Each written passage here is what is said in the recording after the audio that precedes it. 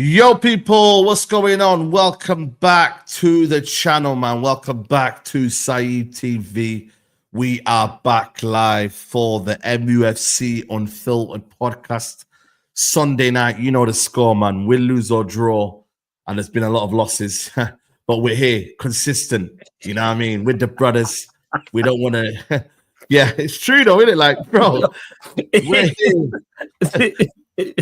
It's gotten to the point where United's funny for everyone now. We was laughing before as well, just before we went live about the lineups. Yeah. Hojlund and Garnacho surviving, man. They're the new Fred and McTominay. Like, Yeah, where bro. No matter who it was Fred McTominay. It's those two, man. Yeah, broski. We're here, man. So please hit the like button, man. There's 600 of these already in the building. It would be very, very helpful to hit the like button. Let's get to 100 likes ASAP. You know what I mean? You know how much of a bad day I'm having, or just in general? Bro, man missed the Valverde goal, bro. The thing froze as soon as Valverde flipping hit a rocket. The stream was calm. All throughout the whole stream. No problems with the stream. Premier Sports. Man paid £10 a month for that. As soon as Valverde laced that, I don't know what he did. That ball was boom in the back of the net. I missed it. You know what I mean? But then I get to watch 90 minutes of Garnacho and them, man, there, and there's no buffering. You know what I mean? The one time I want the thing to buffer, yeah? And I want it to not even show me the game and just give me an excuse not to watch it. Nah, he says, you know what? It's going to stay for you on. But that Valverde goal, I missed it. Crazy. But what a goal. But big up the man, them. Double A's not here. Big up to Double A. No Ash today. Big up to Ash as always. But Flawless is here. Flawless, man. How's your bank holiday weekend going, bro? Yeah, I'm blessed, yo. I did miss the game, and it seems it was a good one to miss because there was some 420 event going on in Hume Park. So man was there today. Yeah. So, it was decent. You know what I'm saying? Man had decks there, music playing, all types of stuff. Come on, living life. Good. Yeah, man, just living life. And it seems I actually checked my phone, and I think it was like 40 minutes in, and I seen United like 70% possession. Wolves 30% possession, 4 shots from us, 2 on target, 2 shots from them, 0 on target. I was like, yeah, this game is dreadful. I was like, this game looks like, or just on paper, looks like 15th versus 17th. And it seems, from what I've been told from you, I didn't even smoke it, but from a few things you said already before the show, that it wasn't, I didn't miss anything. So yeah, I'm blessed, man. Hey, letting United stress me out, man. It's Europa League go bust. We know this. Facts, man. Adam, Professor, how are you doing, bro? Everything good? I'm good, man. I'm good. I can't complain, man. A bit of a rush, but that's fine, man. Life is good, and man, life is good. If you take United out of the equation, it's all good. Like, thank God the sun is coming out and Formula 1 is back, and there are other projects going on, so that's fine. But football. Yeah.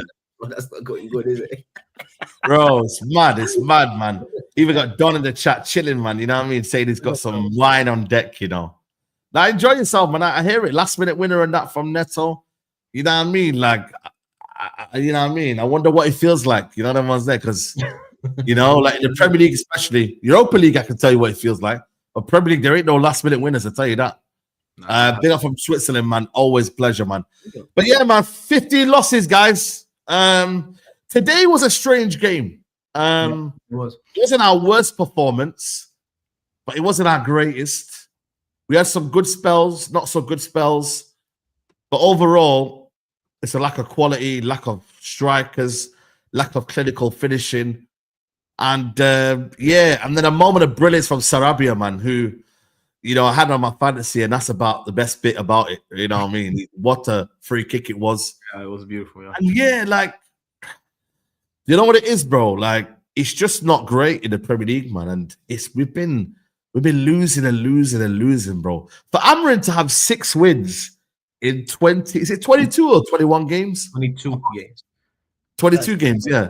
That's scandalous. It's scandalous when you deep it, you know, man. It's an absolute scandal. Bro, like, you can't really, like, put it into anything else. You can't dress it up in any way. You can't. Scandalous, disgusting, diabolical.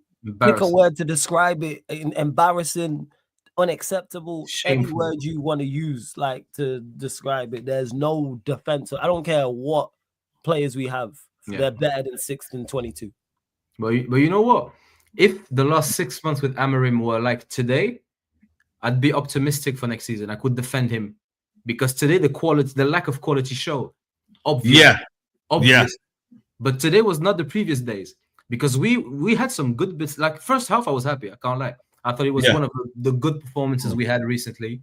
Good control, making little combos. The young players that came in, Fredrickson and Amas, they look good. They had very good fun. I thought at least.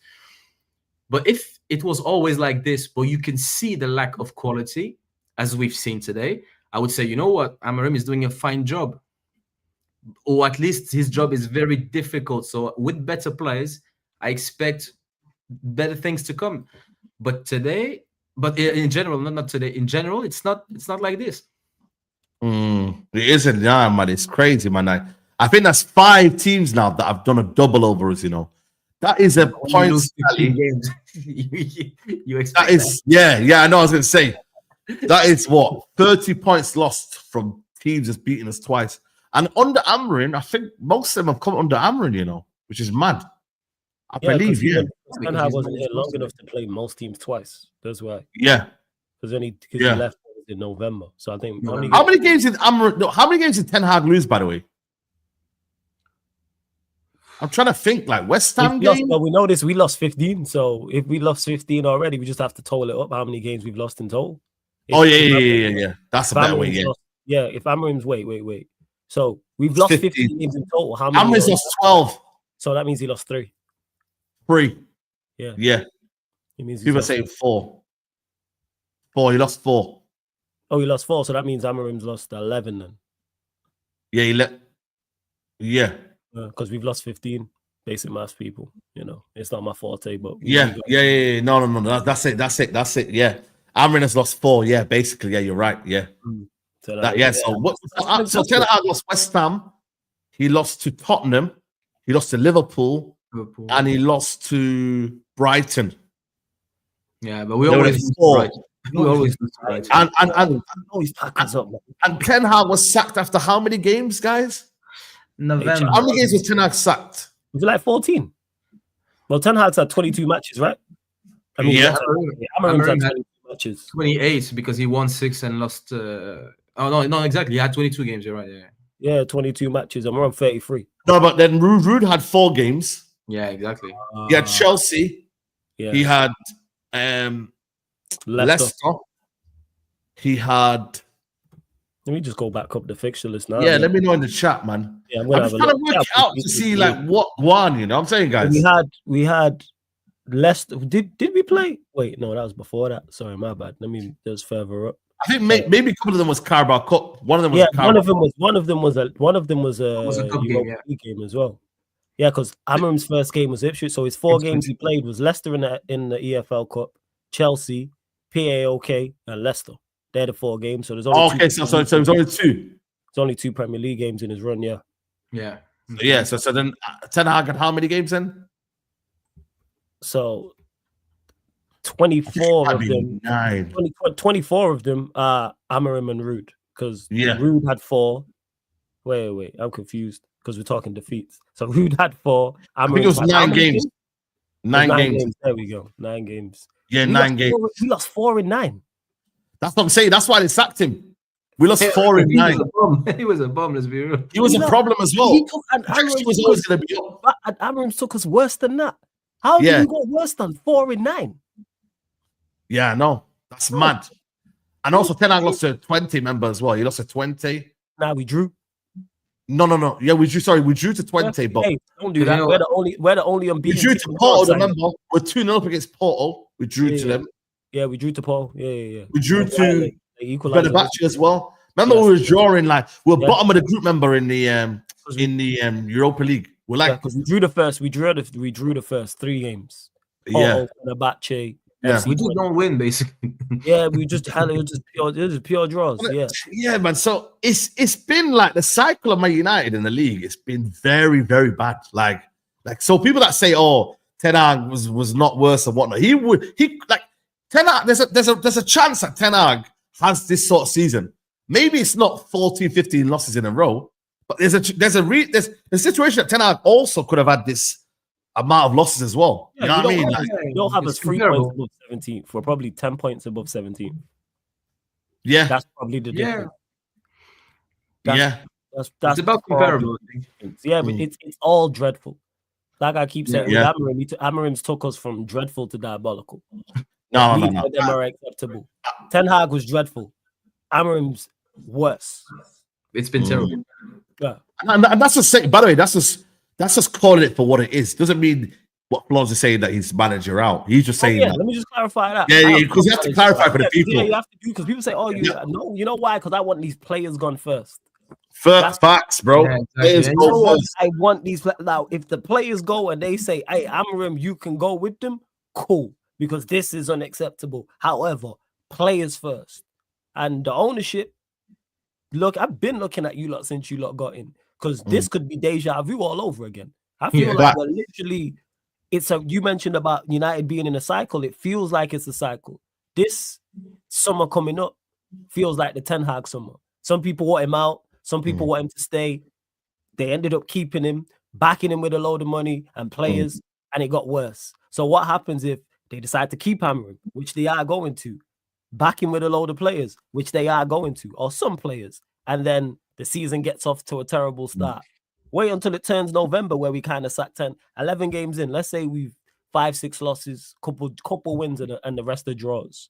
People are going to do the graphic of Ten Hag 2024 in November, just before he got sacked, and Manchester and Amarim 2020-25, and do the stats. And you know what will happen with the Premier League? Play West Ham away around that time, just the way Ten Hag got sacked.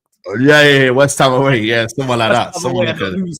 And then people are like, Ten Hag got sacked. And then we'll be looking at them like, well, you sacked Ten Hag for this to do. All right. Okay. Yeah. So, Big up Omar, as you keep saying, players are better, but also brought in a total new system and philosophy where these players had to learn via game. That's the board, not Amarin. Listen, there's got to be some blame towards Amarin, like in terms of like, you know, because like it's your team, like it's your way of kind of like playing in it. Like you instruct them in training, you do this, you do that. But the player quality in the end, no man, like, oh my God, man. And you know what? The more players we give to Ole, the worse it got, and the more players we give to Ten Hag, the worse it got. So if I'm looking at trends, it's not looking good. Yeah, it is not looking good. Yeah, no. If I'm looking just at trends, I'm telling you, don't get him players. Buy players for the club, but not for him. Of course, it's tongue in cheek, of course, but you get the point. The trends are not looking good. And it ain't looking good for Amarim, and I rate Amarim, but it's like you mentioned it there.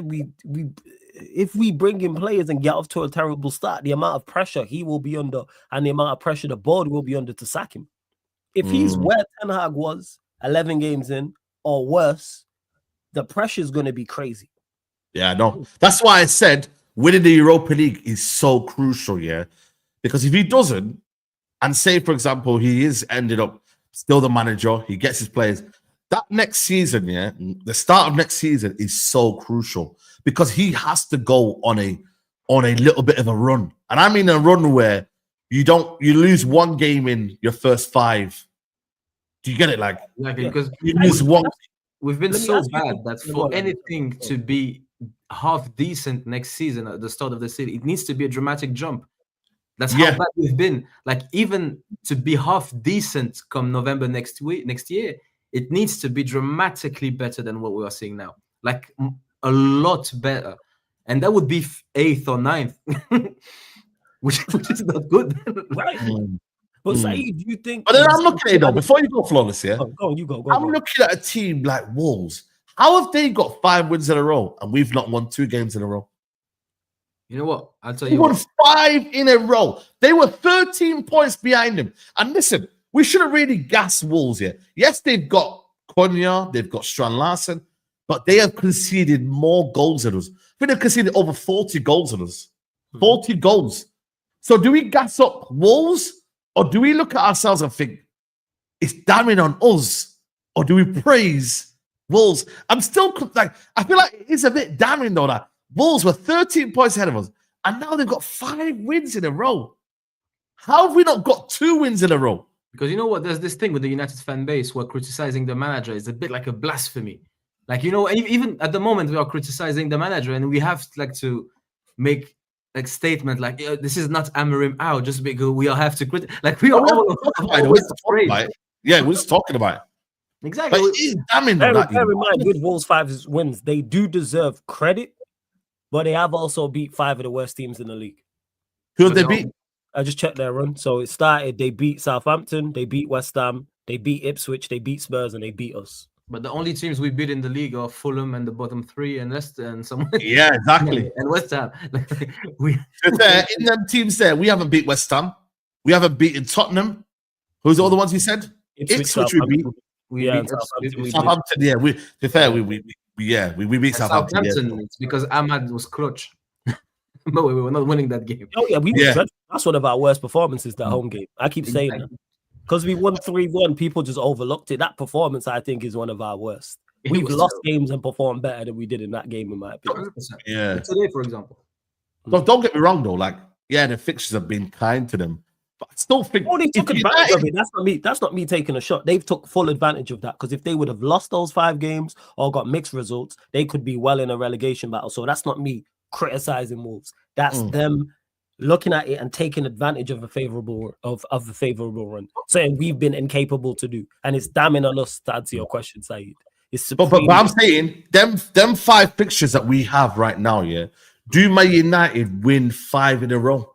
No. But that's what I want. That's what I want to know. So why? Like, I get because it. We're rubbish, Saeed. Because we're rubbish.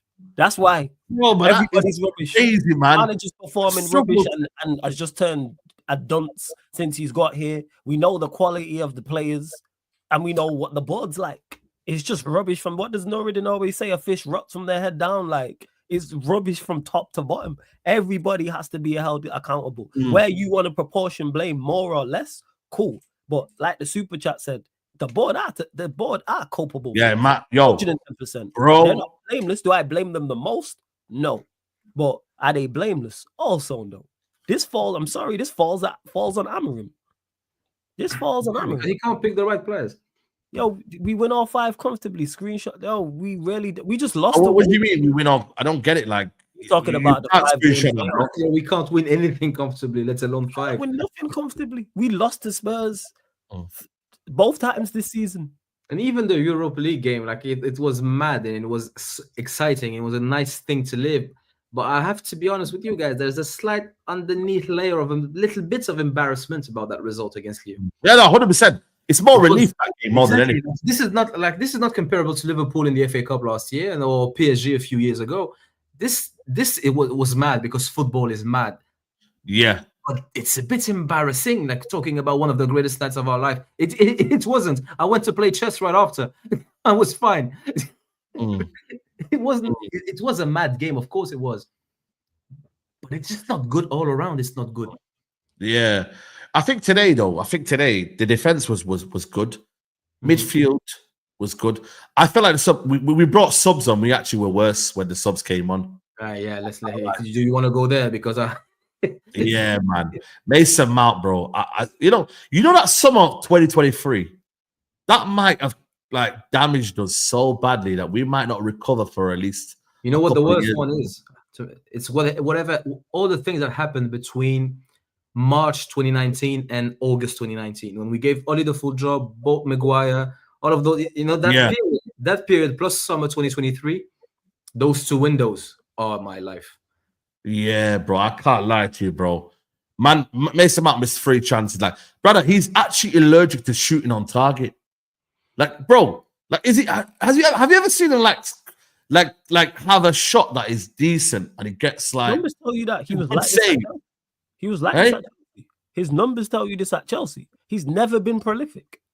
That's why I was against. He had that one good season though in 2020-21 where he was about when they won the Champions League. That season. Yeah, that season, yeah. Again, where he was. Then, like, remember when Witness Self used to come in the chat and say, "Yo, they barely like has any out, like he has no output." I still think to this day he doesn't have open play assists in the Premier League. He's been playing 6 years. You know what? Yeah, he has 1 assist. He doesn't have double play. Yeah, he doesn't have double figure assists from open play in the league, and he's an attacking midfielder who's been playing here. Okay, Lampard season. Yeah, like with Mount, he doesn't. So it doesn't surprise me that he is playing the way he's playing. That's always been him. Him at his best is decent. People I try don't, to mind, force I don't their- mind him that much, to be honest. The problem is he has. Really, but that's worrying in itself. You know Though. why you don't mind him, Adam? Because we don't see him.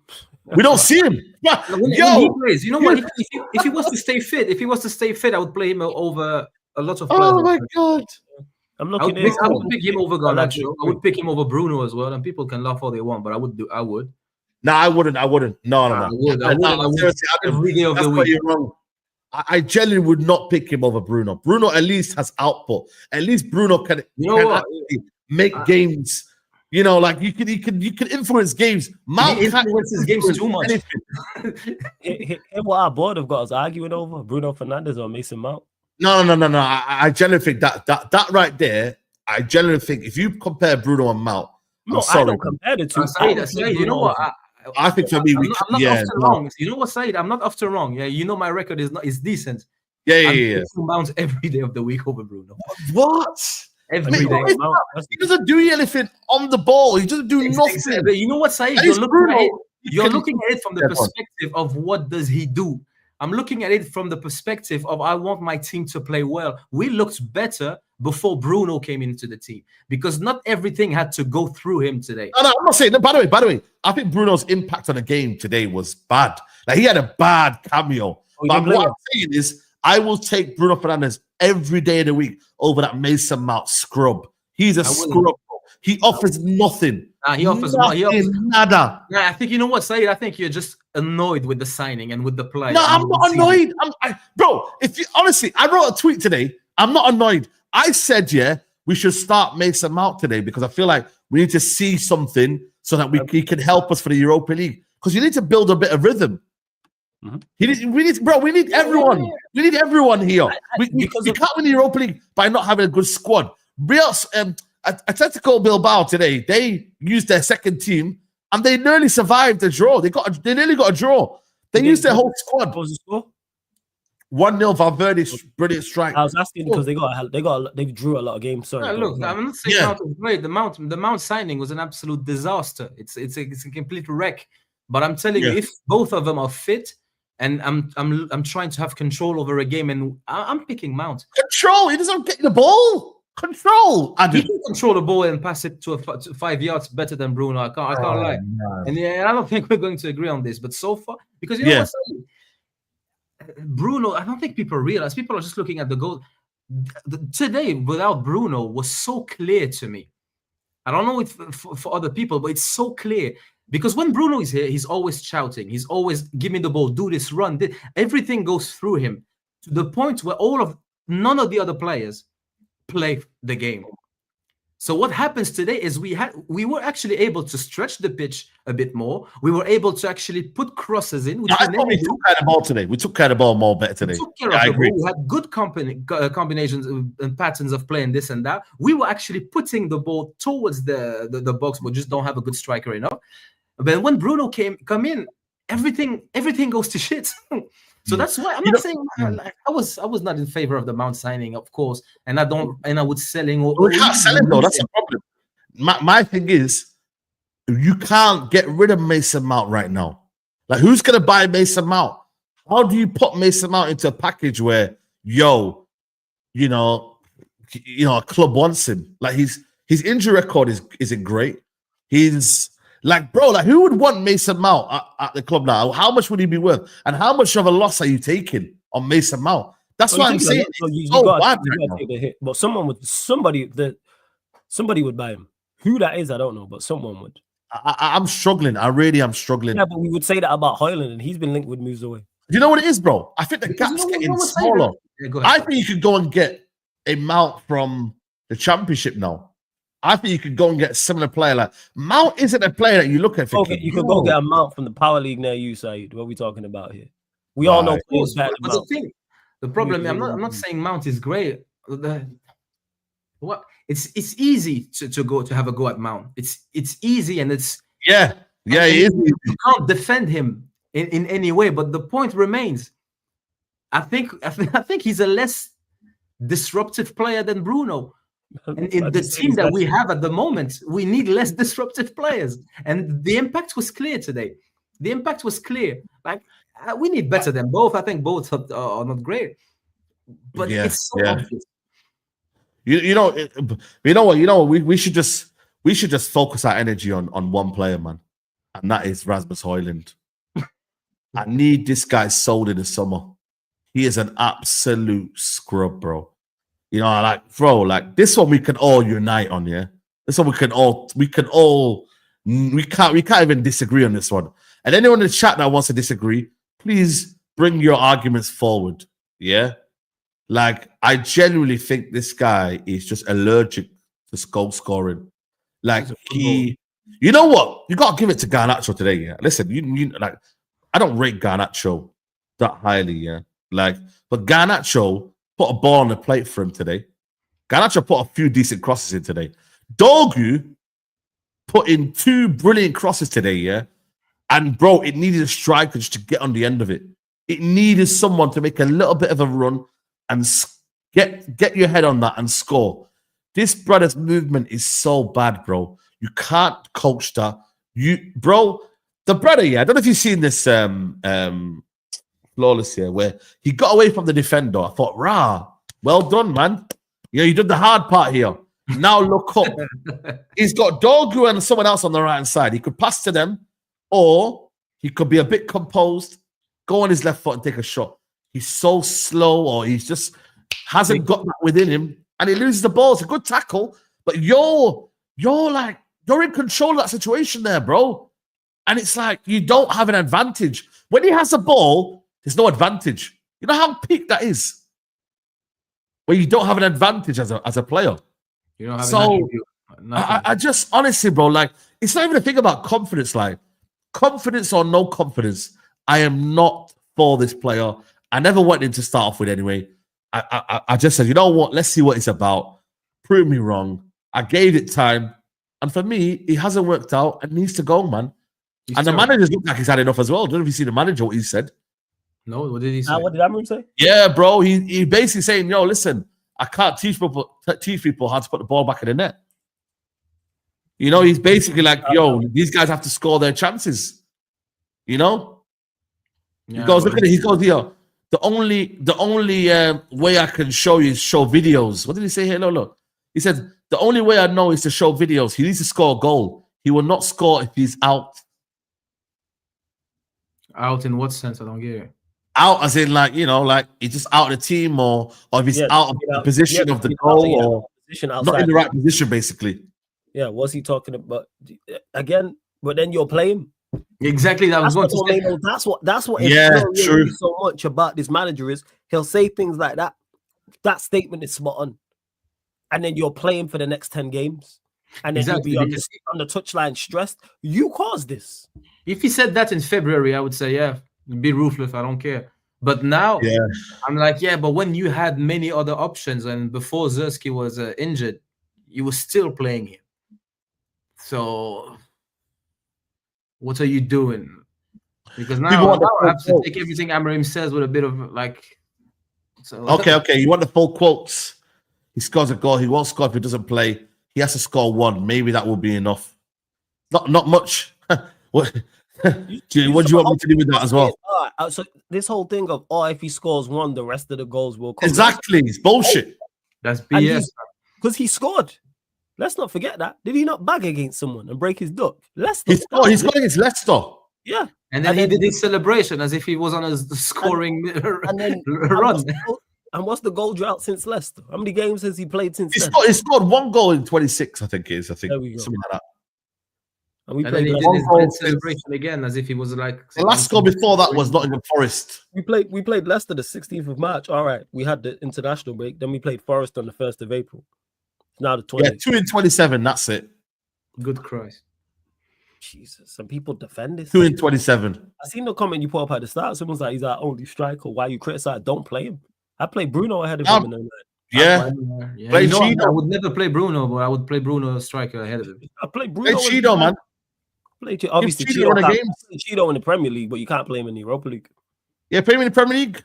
Yeah, I play Cheeto in the Premier League, and I play Bruno as the 9 in the Europa League. 100%. I choose Bruno. goal more so than Hojlund. He isn't offering you anything, so like you're not gaining anything out of it. Like people say, oh, but he's our only striker. Yeah, but he's not offering you nothing though. So try and sign something else. We not see what Arsenal just done. They didn't have a striker. He threw Moreno up. Yeah, they did put Moreno in there. Exactly. You have to attempt to do something different when you don't have the options. Yeah. This is my whole point. Try something. And you know what? I didn't expect that with Moreno.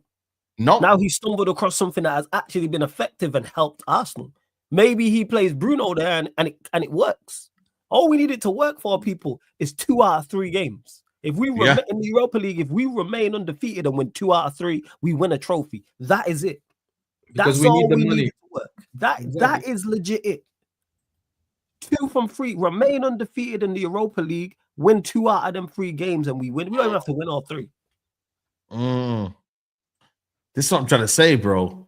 And this is my problem, man. It's like, broski, okay, we bought it for 72 million, but they can't keep thinking that you can't polish a turd, man. You really can't. You can't just keep thinking, yo, this guy will become it. He will become it. Like he's not, guys. No. I'll be real with you. He's not doing the basics. He's not getting in the box. He's not. How can like my thing is is his way he anticipates the cross. Why can he not anticipate the cross coming in? He's shocking. Like, dude, like if, you know, sometimes you can say, you know what, man, he just skill side. Anticipation is a skill. Anticipation. Yeah, it is a skill. It's a skill, man. It's one who doesn't have.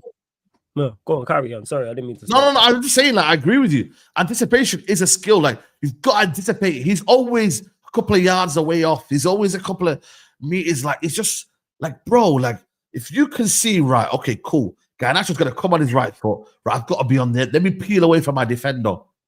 Do things like that, bro. I mean, but he doesn't have that instincts with him. No, and it just isn't going to cut, bro. Simple. Because he wants, the way he thinks is he wants the ball to be where he is, but he's not where he should be. Yeah. He doesn't make the distinction between the two things. That is spot on. Like the ball, you need to be where like, for example, why is Casemiro always on the end of crosses? Casemiro is a better goal scoring threat because he reads the game very, very well. He's very Same with Maguire, like he reads when things are coming in. Exactly. He reads, anticipates. Center half and defensive midfielders, that's something they should be decent at, of course. Anticipation, positioning, realizing where you're at, bro, where you need to be before it happens. Like, oh, let me get to the back stick just in case this cross comes in. But he'll wait so that the attacker's got it, the winger, and then crosses it to then make the run. Even the one he missed, the Garnacho one, on your toes. On your toes, man. He was literally less than an inch away from that. If he was actually on the move a split second earlier, a millisecond, he scores. He does that far too often. You see crosses going to the box and he'll flash across the box and he's a yard off it or 2 yards off or 3. That's not an accident. Once or twice, yes.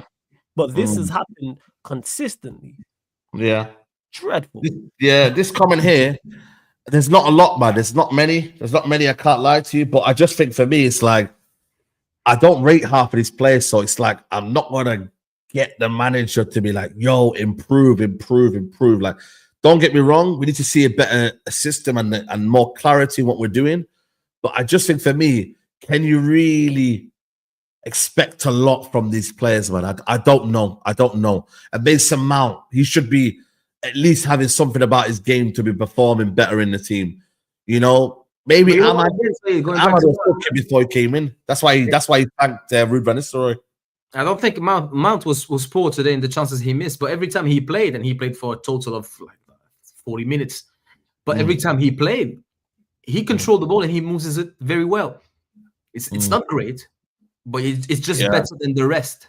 So that's why I think it's sometimes just to be too easy to go on Mount, because the thing I notice is people they will have a go at Eriksen, Mount, Lindelof. I don't rate any of them particularly highly, but it's easy because if you're being honest, you have a go at the manager and at Bruno and at Dalot if you're being real, because you can't blame the players that are not playing.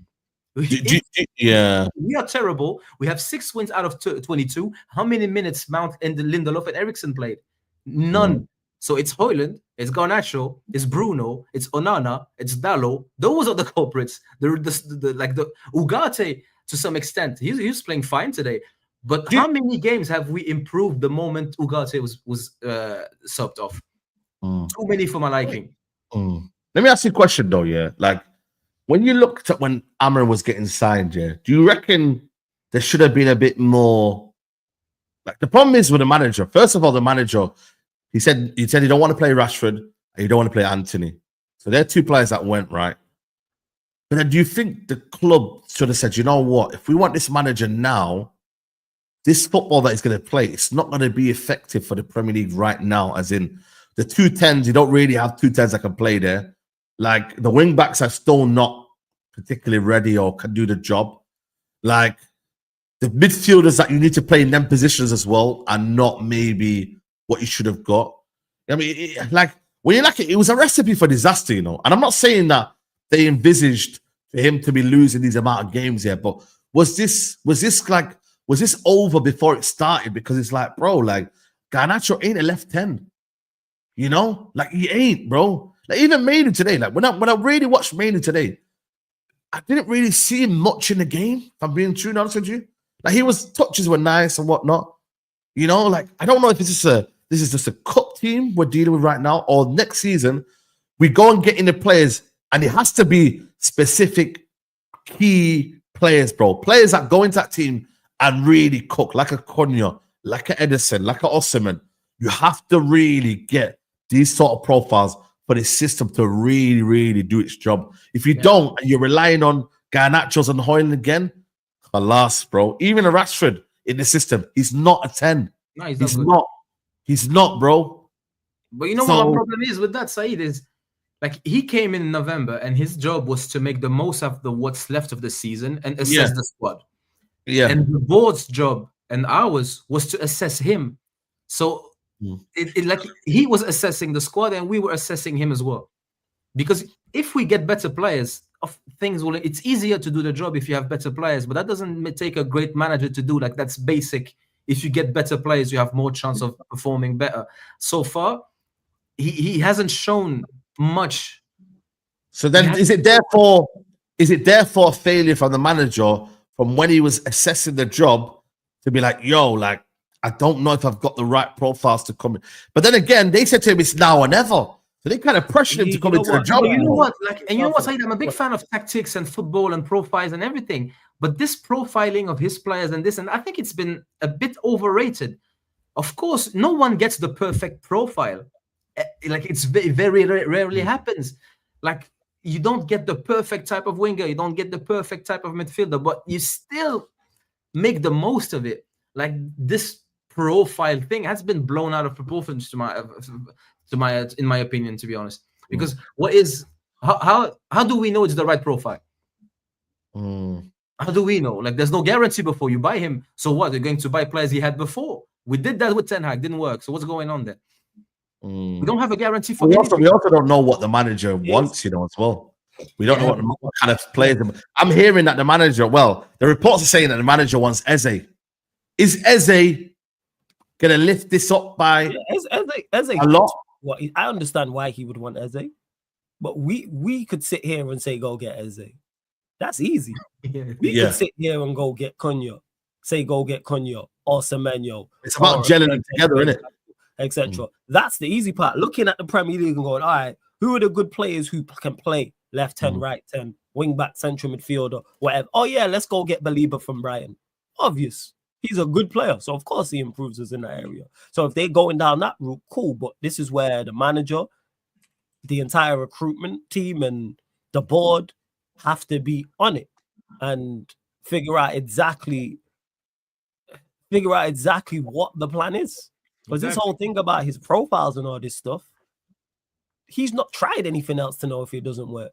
He hasn't tried and when he has played the youth players, I heard they played well today. The couple that they did, to be fair, so they played well today.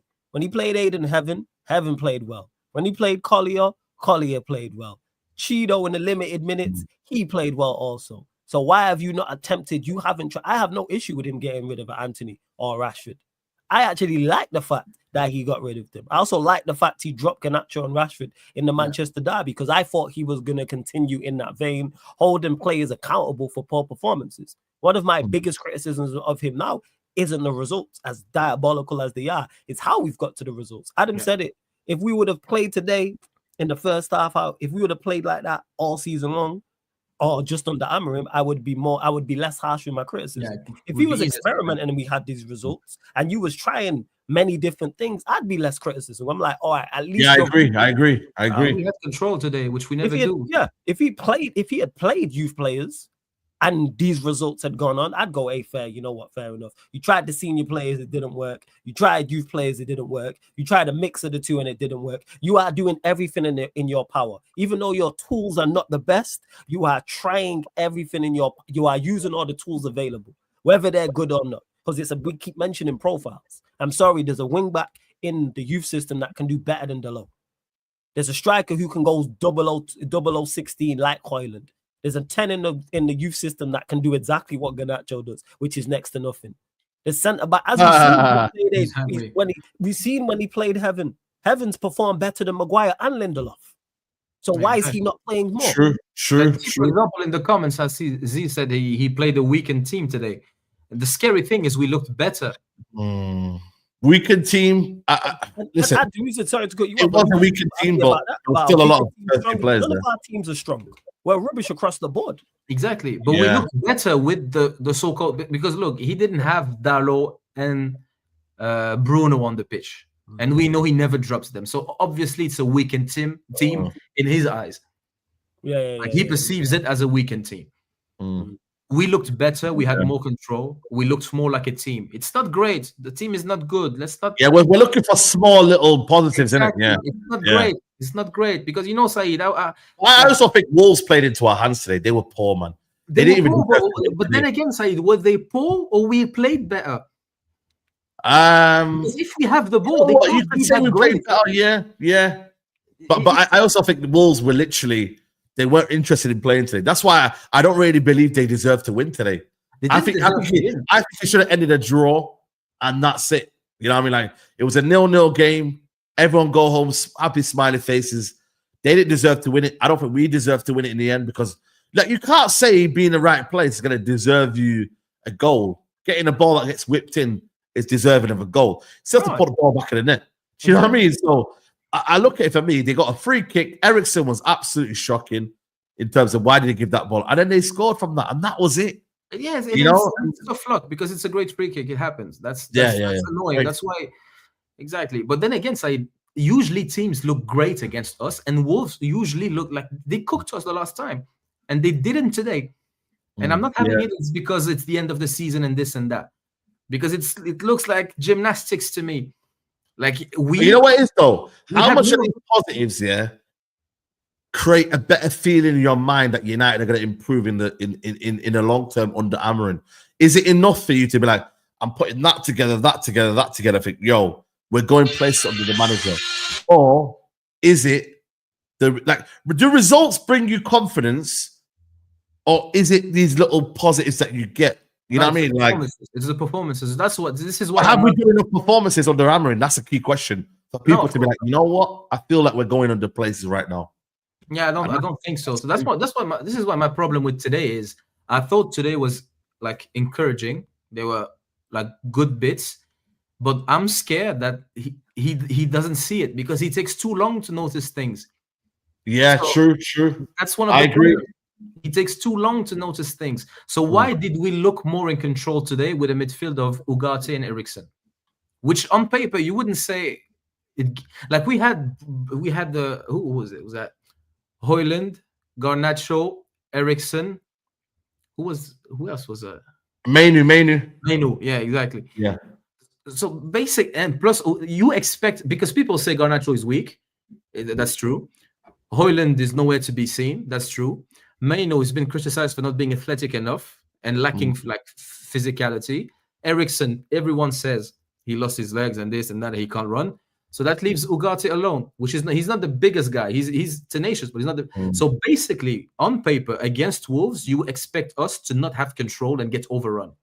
And we didn't, Saeed. We didn't. We didn't. because we took care of the ball better. Mm. So I that's actually what think it looks like.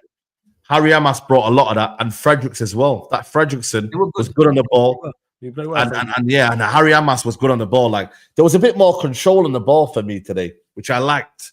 And them two in particular brought a bit of calmness. Big up MDRI Summarizer, big up the panel and chat. Explain to me how players have been there for 6 months and can't get this system, and yet players in the summer are going to pick up this right away. Happy Easter. Big up to you, man.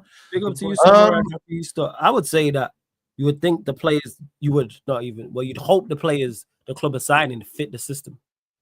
Yeah, A left-sided 10, for example, is a left-sided 10. He should also, if he's of quality, he should be okay. Same way a right-sided 10. Same way a we center. can't have no players that are for the future. Like we can't. I think that's it. Players can be for the future, but they have to be of quality. They have to be of now. Now. Yeah, So that's what I meant. Yeah, that's what I meant. A 22-year-old, and people saying, "Oh, he'll get better." What's his level now? Is his level good now? Like that's where it is. We can't be waiting 2-3 years for something to pay. No. We need first teamers. None of this squad or does he improve us? And it shouldn't be hard to improve on 15th, 16th, or wherever we finish. It shouldn't for really real. But you mentioned about Amarim and like, do I trust him going forward? No, my trust is vastly dwindling by the day. The problem is I trust the board even less. That's where the issue lies. I don't trust them to sack him and go get the next guy. I don't think that's that. And again, that's the reason why I feel like for me, people can say, yeah, sack the manager, but then do you trust this board to go and get another manager in? To then, like, bro, they sacked this guy. They didn't back him in January enough, and then you expect them to go and get a new manager in, who then will play a brand of football and then get the players in to fit the right profile. I don't trust the board. Have a lot to be accountable for. That's why I think for me, we have to be on the board's case. Ineos here, like they can look at the cameras and be like, "Oh, I'm not really impressed with this." Yeah, because you know you've allowed a lot of this to happen. It's not impressive. You need to get rid of them in the summer. You can't give. If we hear that Lindelof's got a new contract in the summer, that's on Ineos. Yeah, of course it is.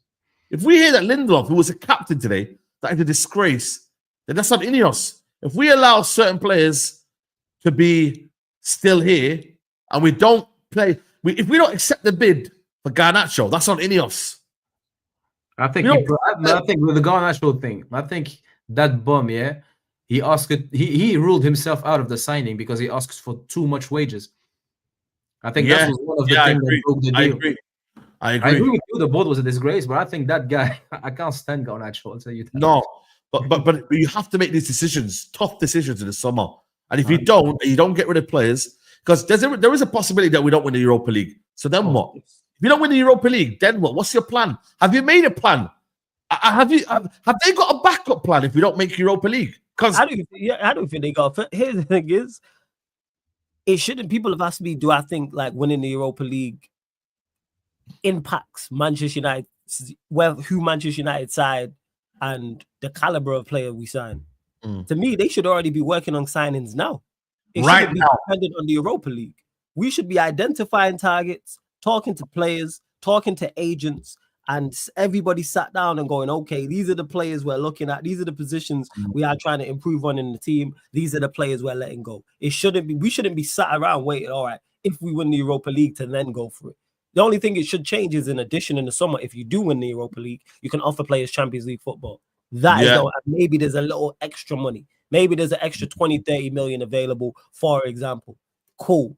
But we need to be working on things as of now, 20th of April, daily. Bro, we've got so much to improve in this team. We will be last in the queue, man.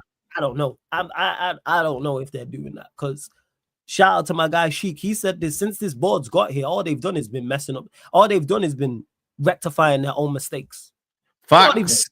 Yeah. Even this Amarin, if they were to sack him, that's a mistake on their behalf. Yeah, that's another mistake. They profiled the manager. Yeah. From not sacking Ten Hag when they were supposed to. Yeah. So now the next guy you get in now has to make up for the mistakes of Amarim and Ten Hag, and then say he's in a bad position. Then you sack him, and then he has to make up for the mistakes not only of the last guy, also Amorim and Ten Hag. And it's a terrible cycle, all because you weren't decisive enough in the first place. Be decisive. Yeah. You're supposed to be intelligent, competent footballing people. The fact that Ten Hag situation, they had to assess him for so long, was a complete piss take. Because we can assess it. It's been a, what do they call it? Trickle effect? Is it like a domino effect? Yeah, domino effect. Yeah, same thing. It's diabolical. Absolutely diabolical. And now Amorim is now paying for those mistakes, even though he should be doing better. Yeah, exactly. He's not been given the best possible platform to succeed. And now you're going to back him, like I said, and then we get to November. And if he's doing like Ten Hag was in terms of stats and the performances are bad or even worse, do you then sack him and then bring in a guy in November to then deal with a back three team? And he's probably going to be a back four manager. Yeah, and then he's in the same. And then what does he get worse than Amorim? And then we go through the cycle again. It's like, you got to be decisive. Hopefully I'm wrong and we have a fantastic summer and that will help and Amorim starts managing at a better level. But because I don't see how we can get a fantastic summer. Like, it looks like we broke. Yeah, it looks like we broke. So that's why, like, the Europa League, it matters to me only because I want a trophy and I want the Champions League money. I don't want to be in the Champions League. I just want the Champions League money because we need it. Because I'm not here to get beaten by the other top teams. But to be fair, I'm looking at the summer. Nothing excites me really about the summer and the signings because so far I'm not seeing enough. And I'm going to judge by the priorities we make, like who's a priority. Because as much as, you know what, another thing that I noticed years ago, and I think it's very common, when you don't know which position is a priority, the manager is not doing a good job. Usually the correlation is very, very strong between the two. Like, for example, when Lampard was at Chelsea, like, people were criticizing Jorginho. Is he attacking? Is he defensive? Facts. They need a striker and this and that. And the defense, Rudiger's passed it and this. And then Tuchel come in. And then he stabilizes the team. They start playing they start bumping City off, like, with the ball. They should have kept Then all of a sudden it's pretty obvious what are the priorities. Striker was a priority. But midfield was actually not too bad. But when you don't know what is your priority, that's the worry for me. Like, what is the priority? You don't know where you need to start. No, you don't. Because I believe this team needs two new fullbacks. I think this team needs a left-sided centre back, maybe. This team needs I think this team needs two midfielders. Because if we do let go of Casemiro and Eriksen, that two needs to come in. I don't care what anybody says. Two needs to come in. No, I agree with that. I think we need two starting central midfielders. Two starting, yeah, thank you. Because we're light there. Because it's literally, if Casemiro and Eriksen go, the only senior central midfielder we have is Agate. And the most control we had so far was with those. That's four then. That's four. I think we need 2 10s, maybe. I think, I'm not gonna lie to you. I think we need 2 10s. It depends if you're looking to bolster the squad. I think from the starting standpoint, I just look at the spine of the team personally. That's what I would go for. I think we need a goalkeeper, left-sided centre-back. I agree with you. 2 central midfielders. I agree with you. 10s, I'd go get one because I like Maino and Xerxes as either. Okay. So you got Maino and Xerxes. Okay. And then definitely a striker. So that's goalkeeper, that's centre-back, that's 2 central midfielders. That's a 10 and a striker, so that's 6. You know what? Centre-back, I can wait for another window. I agree. We need it. You're going to trust Heaven. Maybe. Yeah, because I agree. You can't trust him, though. You can't trust Lisandro. Yeah, forget Lindelof will be leaving. Yeah, that's a benefit. Just thinking if we get another wing back, because you said wing back, didn't you, Flawless? No, Saeed said wing back. I'm thinking more Mazraoui plays there. Delete the other players just because I think we need 2 midfielders urgently. Yeah, urgent, man. Urgent. I think striker is pressing, and an attacking player as well, and a 10, at least one. So that's why, as much as I hear you on the centre half, and you know what, like, just give me 20 minutes and I might put centre half as a top priority. Just like, I get you. I look at it. Yeah, I think definitely like centre half can wait because I do trust Maz, Delit, Euro, Heaven. You lot said the youngster played well as well. It's a back three. I'm cool with that. Wing backs is you got Dorgu. Obviously, you got Ahmad who can play the other side. You got that young Paraguayan player coming in. Is it Leon or something like that? Leon, yeah. And then you got youth. I think wing back is perfect for a youth player because it's not like he's a fullback where he has so much defensive responsibility. If he's got the physical attributes, for the time. I think the defense, from what I've seen, it's like the Van Gaal era, man. We were calm with anyone who came into that defense, whether it was Tyler Blackett, whether it was who was that left back, man? The mixed race one. What was his name? Both Jackson. Jackson. Yeah. Whether it was my guy that played at Sunderland, man. Oh, his name, man. I forget. But you know what I'm trying to say. Yeah. Anyone who went in that system at the back, like actually did well. Varela played well. Paddy McNair. The system is built for centre backs because they can. There's a lot of security in there, men. So like it's cool. Like, and I think that's similar to the one we're now. We're not getting battered at the back. You feel me? Like when you and this is what I said to Rance here. When you actually look at the goals that we've conceded under Amarin, there's only a few goals that have been like out of like fair quality. A lot of them has been errors. A lot of them has been set pieces. Yeah, exactly. You know, and because if it's Lisandro, De Ligt, Mazraoui, or De Ligt, Mazraoui, and Euro, I'm happy with that to some extent. Yeah. But the two midfielders, it's urgent. Our problem is the goal scoring, because the problem with when you look at the table right now. So how many have we conceded goals wise? Let me just look right now. Obviously, the 4 didn't help. The other thing that is funny is today's goals we conceded. Who else? So Chelsea's conceded 40. Man City have conceded 42. Newcastle have conceded 44. And they're all ahead of us. Aston Villa conceded 47. But what they've done though, they've scored more. Bournemouth has scored 52. Aston Villa scored 53. Brentford bloody hell have scored 56. Yeah, We've scored 38 goals, guys. Yeah, the goal scoring is a problem, but where my issue lies with us defensively, that's why I don't think it's the structure. My problem is, you mentioned if you don't score, you're always going to leave yourself open to concede. Of course, without question. That's the problem. Without doubt, it's a huge problem. Where I have a problem with us defensively is because it's the same individuals making mistakes that you continue to play. That's where my issue lies. But is it though like you? Like, for instance, when Maguire plays, problem. May you continue to play. Yeah, it's a problem. Maguire costed in the Lyon game. Yes, we all praised him. He ducked out the way of the ball for the second goal. Their second. No. You're right. Luke Shaw giving away the penalty. I'm talking about the guys that are normally there. So, for example, De Ligt, Euro, Mazraoui. They're reliable, but it's your Delos. Yeah. It's one of those will be there. That's why I want to get rid of him. Maguire will be there, or Lindelof will be there. One of those three. If we played Euro, De Ligt, and Heaven, for example, and Maz, for example, as the back three, and the wing backs were Dorgu and Amas, I think we conceded a lot less. Also, we conceded a hell of a lot from set pieces. That not only falls on the individuals, that's a managerial thing, because that's something you can plan for. That's not in a game where a player picks up a ball, goes past 3 players, and sticks it top bins. That can happen in a game. You can't plan for that. You can plan for set pieces. That just means you are unorganized when you are conceding set piece goals. That's where and you did nothing to combat it. I keep saying this. They keep crowding the box. Put 3 players on the halfway line. Because you know what they'll do? Put 4 players on the halfway line. And then you have the 5th player who is taking the corner. The 6th player, 1 player will go short. And you have the goalkeeper. You're marking 4 players probably. Get less crowds. It's less crowded in the box. Common sense. Basics. But professional people at the highest level can't figure this out. We keep letting teams crowd the box from set pieces, make it make sense. Exactly. And you know what? The striker thing is a priority today. Who do you go get, Adam? Who do you like in Europe right now? I don't know. I really don't know. I think it's I don't know as well, man. But you know what? Today highlighted the striker as a priority because we actually created. Usually we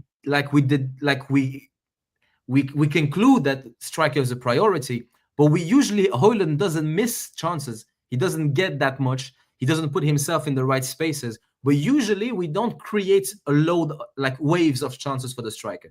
And today it was more like that a bit. So it highlighted how bad Rasmus is.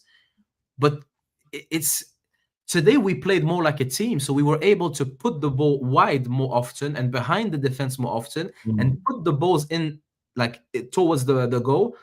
And that's why we saw that Rasmus is not good enough. But usually we don't do that. So what does that say? Yeah. That means midfield is urgent because we need to be able to get that. I know. You have to find line between chances created, which, listen, for all Bruno's brilliant, the ball doesn't really get to the strikers. It's more from crosses, coming in and almost like, these kind of like where Garnacho drags it across, cutbacks and whatnot, and someone gets the end of it. Yeah, you know what I mean? So for me, what I think is right, if you're going to get Osimhen, you need to get that done early. If that is getting dragged here and you don't want to play a damn release clause here, then we are finished, bro. You know what I mean? The wages might be an issue, but if you believe that that guy's valuable to you, then you take a hit on them wages. If you believe that you can negotiate them wages, negotiate. But you got to do that. Chelsea was sniffing around. PSG was sniffing around. Saudi Arabia, God forbid, they don't come involved with Osimhen because he loves money. Yeah? If they don't come around, then we might be able to go and get Osimhen. Delap costs you 30 million. If you believe you want Delap, get it done early. Yeah? If you want to get... Sorry? Not my problem with Delap. He looks good, I can't lie. And 30 million would be a good... But gambling with 3 young strikers in a row seems a bit off to me. But I think he's a different sort of young striker, though. I think he's a striker that has the instincts, has the ability. I just don't think he's had the platform yet to do it on a big stage. I really don't like. The thing is with and he's learned his trade as well. It's not a guy that skipped stages. Hojlund has skipped key stages in his career where he would have been still at Atalanta, probably on the bench still. You see him? He's been at Ipswich. He's been at Hull City. Been at these clubs where he's had to wait his turn, got his goals, and actually had a good transition from Championship into Premier League. This Hojlund guy went from Copenhagen, so he went from some other team, Copenhagen, Atalanta, Man United. Delap has gone Hull City, loan. Right, Ipswich, United. You see what I'm saying? It's a nice progression. Yeah, but he's still too young to lead the line for United. Because it's one position you really don't want to gamble with, to be honest. And or at least you gamble once. I feel like a lot of people want Osimhen more than. And Osimhen doesn't move me as well, but at least he's an adult. At least he we've got about 20,000 adults, man. Are they good? No, we don't. We have kids. That's why I feel like no one's in charge when I watch Manchester United. Exactly. I feel like that about the entire club. I feel like there's no adult in the room. Like, exactly. What are we doing here? Why is he doing this? Why is he doing that? What is the plan? I just feel like it's just a complete mess. There's nobody actually with any logic. And that goes from beyond on the pitch to the manager to the board. I'm talking about everyone overall, the mess that we find ourselves in here. Everybody is to blame, and it seems there's no plan to get us out of it. Now, I could be wrong, and I hope I eat my words. And this summer is a very, very good summer. Despite the money we may or may not have. The money we have to make it work. For those that have seen Friday when Smokey's mum gave him the money and he said, that's not enough. And she said, make it enough. That's what we got to do. Make it enough. Make it enough, exactly. Make it enough when she told him that for the Friday heads will know what I'm talking about. That's what we have to do.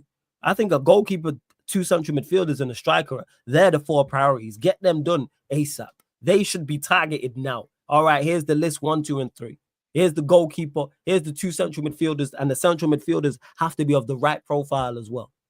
And athletic. Can carry the ball, good technically. Whether you want one to be slightly more defensive, but is good enough on the ball. And then you want one who's either can pass the ball through the lines or carry the ball.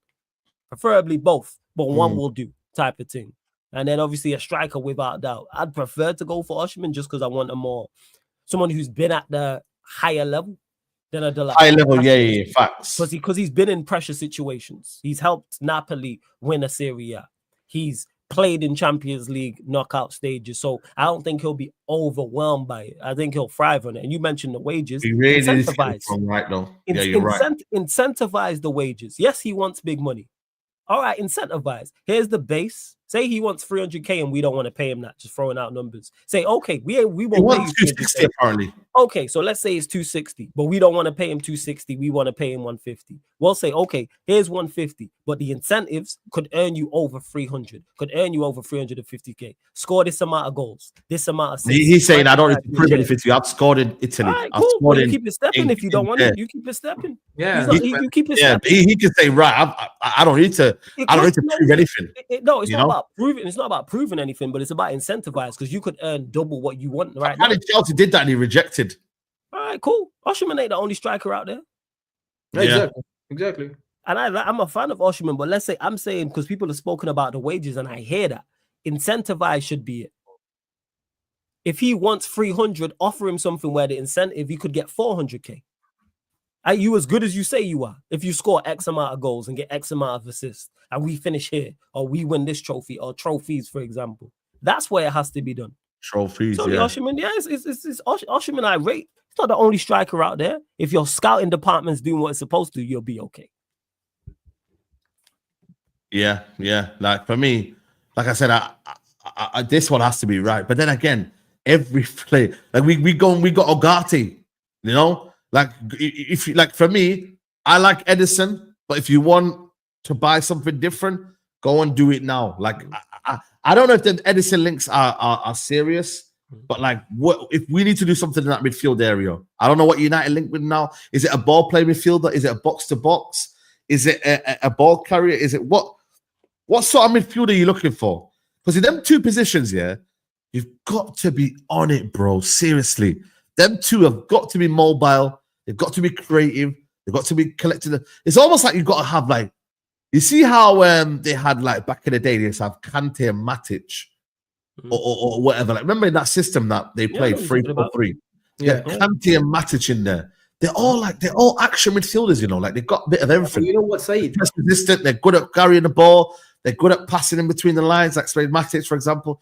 You've got to have a bit of everything, you know. Because Matic and Kante stylistically is very, very similar to Ugarte and Casemiro.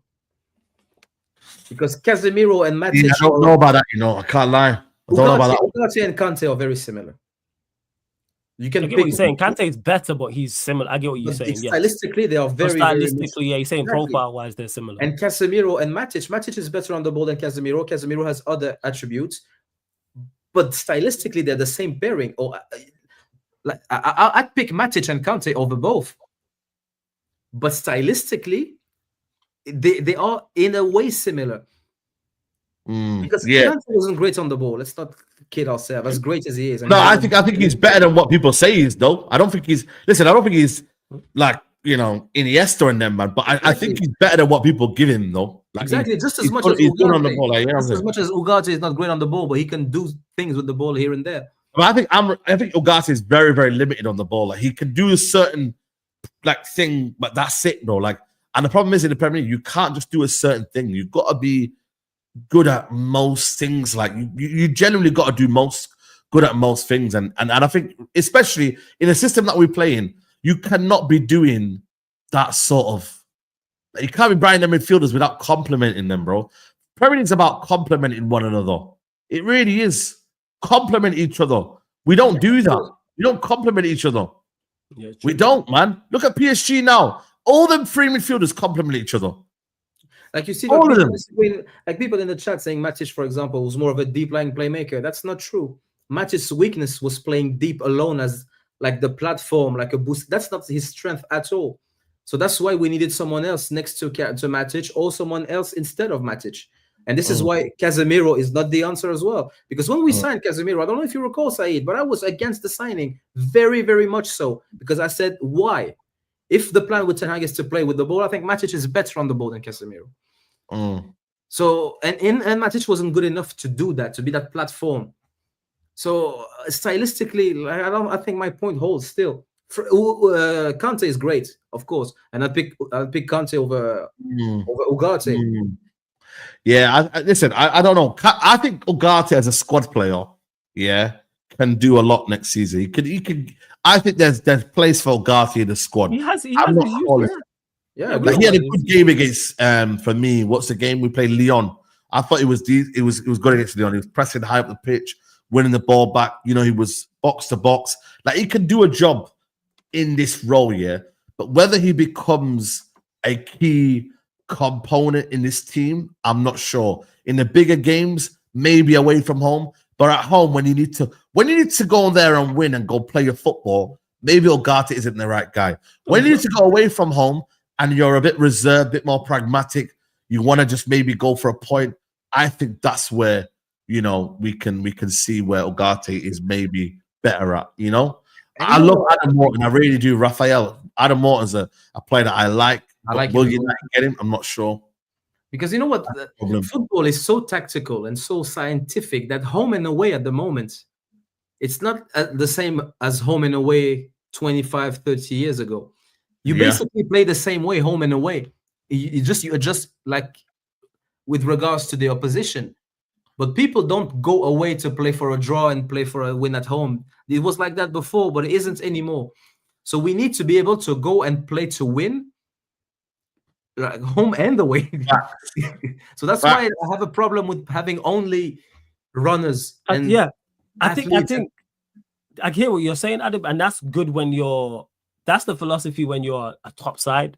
I think because we're not there yet, why an Agate can be useful, because there's going to be games where we're just going to have to shut up shop.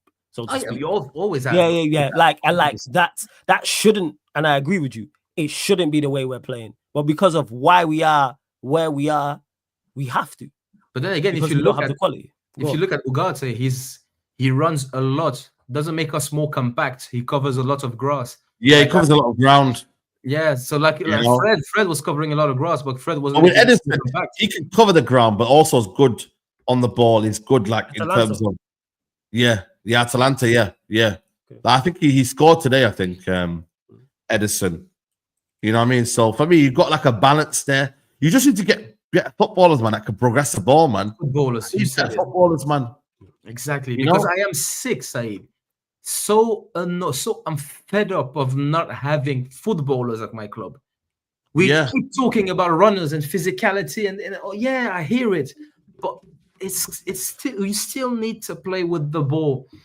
Like the players I like, they leave and they go to the club that win trophies. The players I don't like, we keep them or we buy them, and we are 14th in the league. At some point, we need to start buying players. Because the players that I used to like, because this is the first time at United that I can't pick an 11 I'm happy with. So that's why I give Amorim a bit of slack. Facts. Yeah, that's what I'm saying. Yeah. You give Amorim. With Ole, with Jose, with Ten Hag, I could always pick an 11 with which I'm happy that the manager was never playing or never picking. But now we have removed all of the talent, except a few exceptions here and there. We've kept the runners and the fan favorites. Let's be real. And those are the reasons why people now are saying it's not the manager. We kept the scrubs, we let go of the talent, and now all of a sudden we can't play football. Imagine my shock. Oh man, it's difficult, man. It's difficult, man. I think for me, like, it's that Europa League, in it, guys. It's the Europa League or nothing, man. But the thing is, though, like, should the manager be sacked if he doesn't win the Europa League, guys? Are we in that boat of like, the manager goes if he doesn't win the Europa League? Because a lot of people are saying that. My opinion is still the same, you know. I don't think the manager should be sacked if he doesn't win the Europa League. People might say that's crazy, but I think for me the manager should be allowed to get one window before getting sacked. Be given a fair chance, for me personally. But a lot of people are saying, nah, sack him because he's not shown enough for you to be given money. I hear the opinion of that.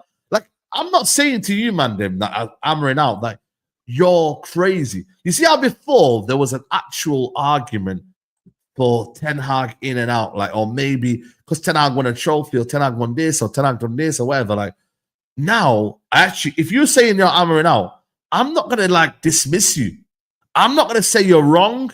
Yeah. I'm not gonna say, you're a disgrace, you're a fake fan. I'm not gonna do that. Everyone's got entitled opinion. But I believe this manager should be given a window before we sack him. I really do. I look at, and I keep saying it, I look at the quality of the squad and I look at the the Amorim management and the coaching. I look at the squad, the lack of quality outweighing his tactical, side of the game. Like, I believe with better quality, the management gets better and then obviously the quality balances itself out. Right now, I just think the quality, it outweighs everything, bro. You cannot deny that half of these players we don't rate. We don't want them at the football club. We all said at the start of the season, when we went through that difficult period, get rid of most of these players. Get rid of all of them. We said it. So now we can't say, okay, cool, the manager here is doing this. So I don't know. Personally, for me, I just think for me, Ineos, I can't trust them to bring a new manager in and to start this whole process again. It's honestly, if they do it, it is what it is. I'm not going to lose sleep over it. And I'm not going to be like, oh, disgrace. I'm not, because at the end of the day. But what I will do is I'll be calling and I'll be saying, right, what is your plan? You are incompetent. You know what I mean? I think then that's why people need to start focusing on Ineos more than anything. Because then it's like, what are we doing here? We're just sacking manager without any plan. What are you trying to do? So that's where my head is. I don't know where you lot are in that regards, like the whole win the Europa League, win this, win that. I never judge if a manager should stay on the result or a cup, because especially in our case, I agree with that. Exactly. If you're Real Madrid, they judge on the competition. Does he win it or does he not? So that's how they roll. But if we are going to say the manager, it's a progress and the squad is poor and we need to work back to be a good team again, you can't judge it on the basis of a result. Like, you can't judge a progress. You can't be defending Amorim on the basis that it's a progress and say then, yeah, but he won the Europa League, so he should stay. You should defend him regardless of the Europa League. And if you want to sack him, you shouldn't base that sacking decision on the final as well, because there's context. And you can't judge it on a one-game result. I think it's harsh. I don't think it makes sense. You need context.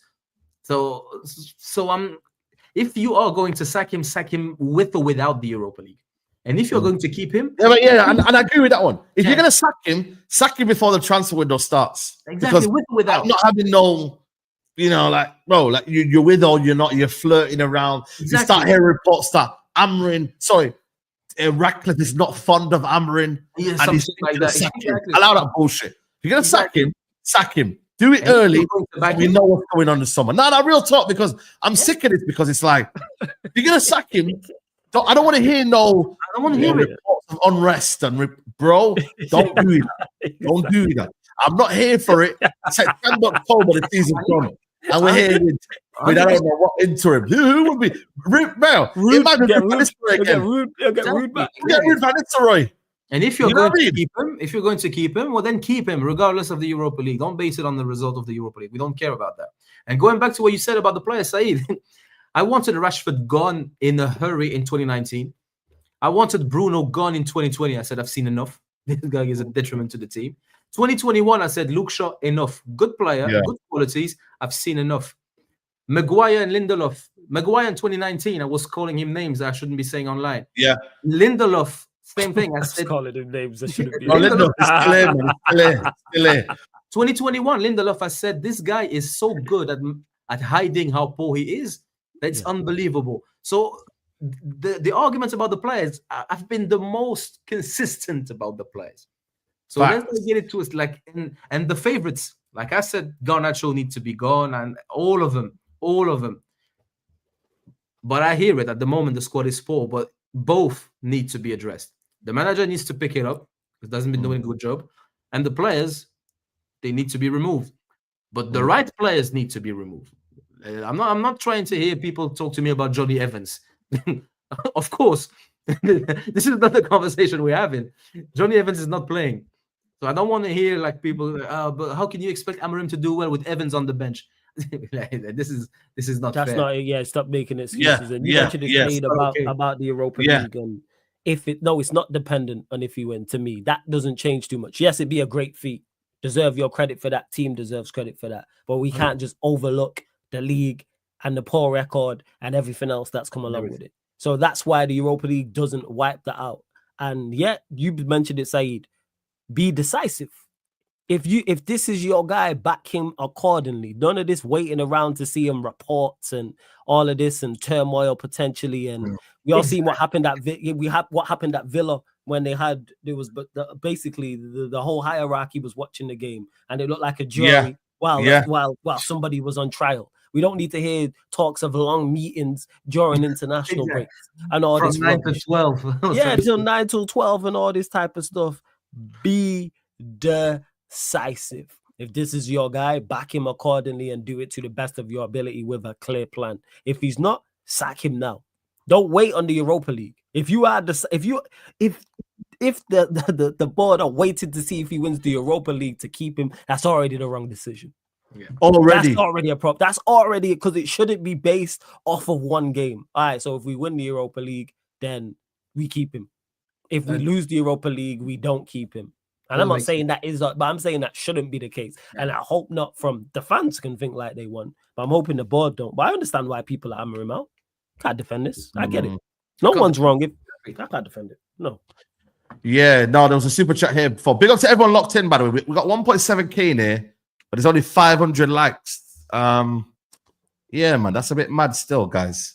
Let's get to 1,000 people, man. Let's try and get to 1,000 before the end of the video, people. Let's do it, man. We could easily get to 1,000 likes, people. Bank holiday weekend. You lot are chilling. You know what I mean? There's no stress for you lot. No work tomorrow. So you shouldn't be stressed to like the video, man. Come on, people. Man United are 41 points behind Liverpool. Bloody hell, I didn't even notice that. I'm trying to look at the runs around me, not Liverpool. Thoughts on Ryan Cherky, Adam? Do you like Ryan Cherky? He look good. Yeah. Well, everyone looks good. Everyone looks good against United. We're so dead. Yeah. Omar N says they'll bring in Southgate. Context matters. Injury to key player. New system. Board didn't set him up to succeed. You can judge lineups, but it's easy to criticize lineups after losses. Well, you can't criticize losses before they happen, can you? Yeah. You can criticize and losses are designed because of. Yeah, if I see a lineup and I think it's a bad lineup and it loses, I'm justified. I was justified in my criticism of said lineup. Yeah. And if I criticize it, yeah, go on, Adam. Go on. You also can't praise the loss. So when do you criticize it? Yeah, that's what I'm saying. And if I criticize a lineup and it does much better than I expected, I say I was wrong. Exactly. And I say the manager got it right. Props to the players. Well done. Well, how often have we done that? We've got 6 wins in 22. We failed to win back-to-back games. Look at our record. Clearly, the lineups aren't. As much as I agree, the board didn't set him up to succeed. The records and performances speak for itself. You can count our wins in the league on two hands. Yeah, that makes sense. Yeah, you can count our wins in the league on two hands. We have failed to win back-to-back league games all season long. We are 3 points off 17th. Clearly, your lineups haven't been working. And one hand is almost enough. Like no one. Yeah, one hand is almost enough. Yeah, exactly. Crazy. And by the way, do you just before I get this, do you guys believe we win another game now after this? I don't think so. Wait, in the league? Yeah. Do you reckon we win another game to the end of the season? We have Bournemouth, Villa, and West Ham. Yeah, I think we get one. Oh, shit.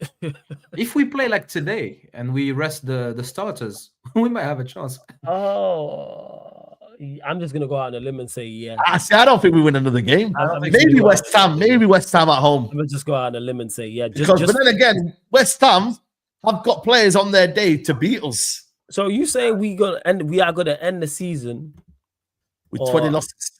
Not even 20 losses. We're going to end the season with 10 wins is what you're telling me. 10 wins, yeah. Yeah, because we don't get to 40 points. We might not get to 40 points, I'm saying. So I think for me, we lose to Bournemouth. Yeah. We lose to, or maybe draw, I don't know. You know what? They're not really great in a minute. Lose to Bournemouth, draw to Bournemouth. Lose to Brentford, definitely. Then you lose to Brentford as well. Yeah, Brentford away. Then you got West Ham, Chelsea. It's peak, man. Peak. Hey, you know what? You might just because of the sheer embarrassment. And then Villa might be fighting for top 4 at the end of the season. And Chelsea as well. Villa in top 4, man. Villa ain't gonna be going up. Yo, listen. You know what? I would judge Amorim on how he plays against Bournemouth because the way they man-to-man pressed us in January and how Newcastle did the same thing twice and how we got absolutely destroyed. If he doesn't adjust, so bad, man. Though right now at this minute they are bad. I've been watching them. Yeah, they look awful, Bournemouth. But again, who can revive your career? The revivers, Man United. Like Mike says, get rid of all the players. Question mark. So sell Ahmad, Maz, Yoromenu, Xerxes. Also, it's clearly a coaching issue. He rates Hojlund. Come on, I don't think he rates Hojlund, you know. But you gotta address this one thing, man. Mike, big up to you for the super chat. I'm sure this is not your first time watching the channel. You definitely don't see. So you're here. So you know we rate the players you've named. So when we say get rid of all the players, you know who we're talking about. We're not talking about the new signings or Ahmad Almeida or the youngsters. It's the players who have been here for a consistent length of time. Yeah, exactly. That's what we mean. We don't say and get rid of Euro. Come on, no. Yeah. No. No, I don't think he rates Rasmus. I'll be honest with you. I don't think he rates as Rasmus. I think he persists with him, which is not good. But I don't think you rate him. But just persistently you rate him. I don't know. Is that yes, that is an indication. Yes. 100%. Well, you tell me you don't like the girl, but you keep seeing her. Do I like the girl? There you go. Yeah, I'm telling you, Saeed, I don't like this girl. She's annoying. She's this and that. But I see her every week. Do I like the girl? What do you mean like her? Do you want her to be a girlfriend or not? Do I like her? You know what I'm saying? If I'm telling you, Saeed, I dislike her. You could be. I don't like being around her. But I see her every week. I clearly like something about her. Why am I around her? Or am I just a glutton for punishment? But that might be a side thing, isn't it? So people like their side things. Don't get misunderstood. That's why. But I'm saying in the long run, though, is it long term or short term? Is it long term? People like their side. Don't get misunderstood. I'm saying though, is it long term or short term? If it's long term, I don't think he likes him long term. I think he thinks of him as a short term option. All right, so just this season, okay. So he likes him currently then. He likes him currently, but he doesn't see him as. And he's picked him. How many games has he started? He started consistently since he's got here, correct? He plays. Yeah. So clearly, let's put it that way. He doesn't dislike him enough. Yes, because he don't. He doesn't dislike him enough. But I'm saying that he's treating him as something to you. This sounds bad, but he's using him for now. But then, come the summer, he does not want to be using Hojlund as his main number 9. Back to the analogy, he likes him as his side thing. Then, so he still likes him. Then, yeah, people like their side. The options are limited. The options are limited. Yeah, the options are limited. Yeah. The options are limited, yeah, but he's playing them consistently. Yeah, that tells you what he thinks of him. That's why we don't think he rates Xerxes, because he don't play him. Before Xerxes got injured, he did everything in his power to not play Xerxes. You know what? That's also a big. You know, managers can say what they want, but their lineup speak volumes. We know he's not a fan of Rashford. That's why he's at Aston Villa. Well, you know what? I'm not gonna lie to you, man. That whole Rashford situation is bugging me, man. Go on, why? Because I'm starting to now look at it differently now, man. Go on, what is it? Like, I'm not saying he was wrong in what he did here. Was it really that deep for you not to play him when you realize the squad was this bad? I think so, yes. Now, we really deep it here. Like, don't get me wrong. I'm not saying what he did here was wrong or whatever, but it must have been something not related to football, man. I think all of it was not related. Because if you're saying that he likes Hojlund and he likes these players, what was it then? I think all of it was related to things that were not football. I think it was. That's what I'm saying. Yeah, but it was mostly work ethic, attitude, discipline, quality of hygiene of life, quality of like habits. I think he's been very clear on that, and it was obvious to see. And Anthony as well. Anthony, I think it was a bit different because I don't think. But then again, I don't know. But he didn't speak about Anthony the same way as Rashford with regards to what he does outside of football. But maybe I missed it. I don't know. I'm frustrated because we're saying that. Because I'm just saying to you right now that he doesn't rate Hojlund and he doesn't rate him. So that's why I'm applying that concept to Rashford and to Anthony. That's what I'm saying. He doesn't rate most of these guys here. So what I'm saying is he don't rate most of these guys here, but he's just having to use what he's got. But I'm saying for the Rashford one and Anthony, there must have been proper beef. There must have been like, I think it was for you to look at what you've got right now, and to look at the strikers available. Amad Diallo, cool, he was there. He had Xerxes, who again, you lot say that he didn't rate Xerxes at the start. Yes or no? He didn't rate him, did he? I don't think he rates Xerxes now. Okay. He apparently rates Hojlund.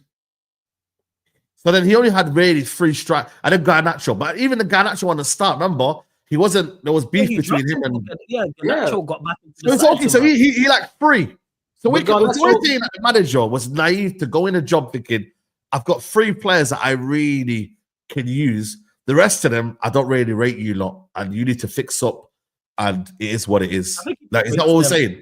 I think he rates them higher than the players we've mentioned. I don't think he rates any of them at the highest level because you can tell by what he says and how stressed he looks on the on the Yeah. touchline on a match day by match day basis. What I'm saying is, He likes Mount. He likes Mason Mount. Yeah, but I don't think Yeah, the go on, Rashford thing was football. Honestly, like, you know what I think about Rashford? I don't think he's good at all. I think he's terrible. I think even at Villa, everything he does is overrated to proportions that I can't believe. However, he was not talking about Rashford as a footballer. He was even praising him as a footballer. He said we would be a better team with Rashford in form and playing. So he was praising the football. He did say that. But he was basically just talking about he's not serious. He doesn't have a good attitude. And also he's just coming into a job, and he feels that he has a bad influence on the rest of the squad. So it's one good person doesn't have a good impact on the rest of the team, but one bad influence has a bigger impact. So that's why he removed him. I don't think it was football related, even though it should have been both football and like attitude. Yeah, no, because big up to knowledge that Saeed is naive to go in a job already establishing favorites when the team isn't even doing good. We kill Tenap for the same thing. You can't have your favorite rubbish. Try each player. I don't know. Like I said, he used Rashford for I think it was about 5 or 6 games, and that was it.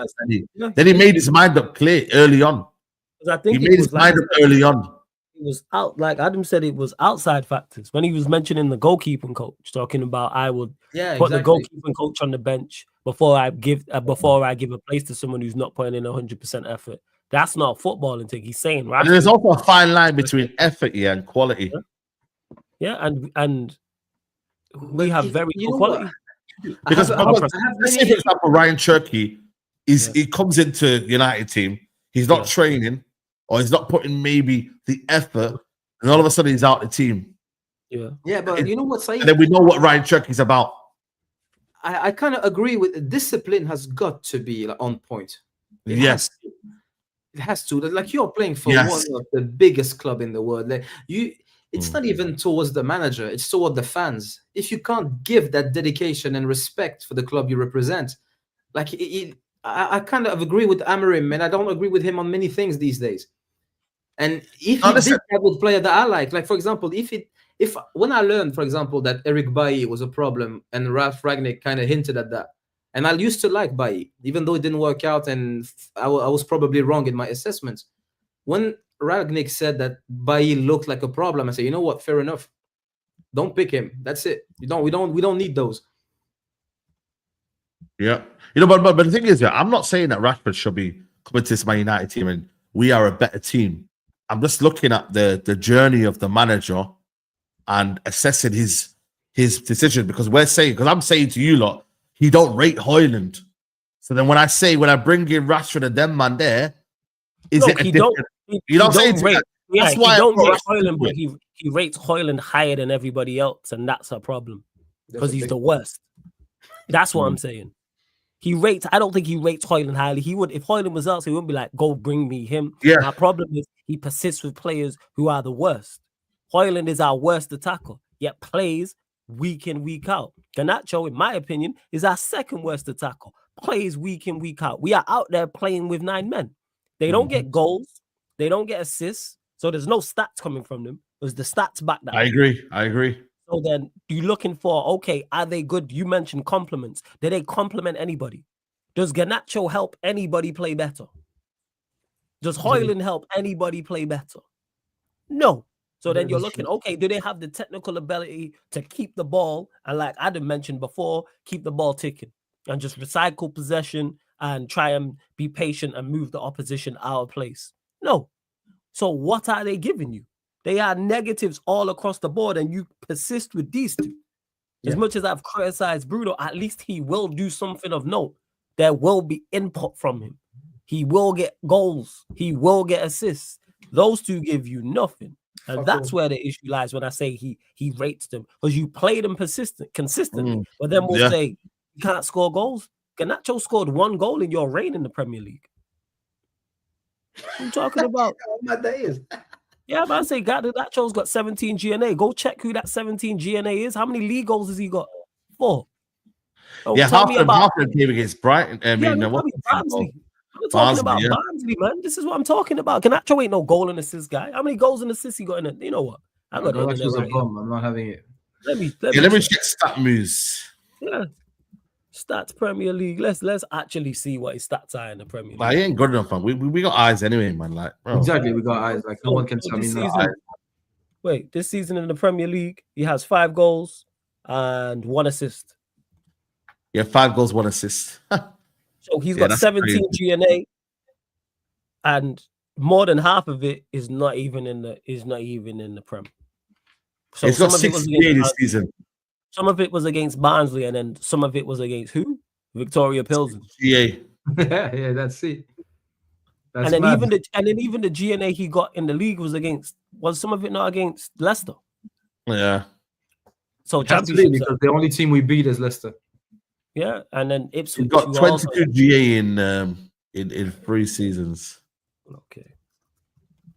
Yeah. Yeah. Okay. Long day.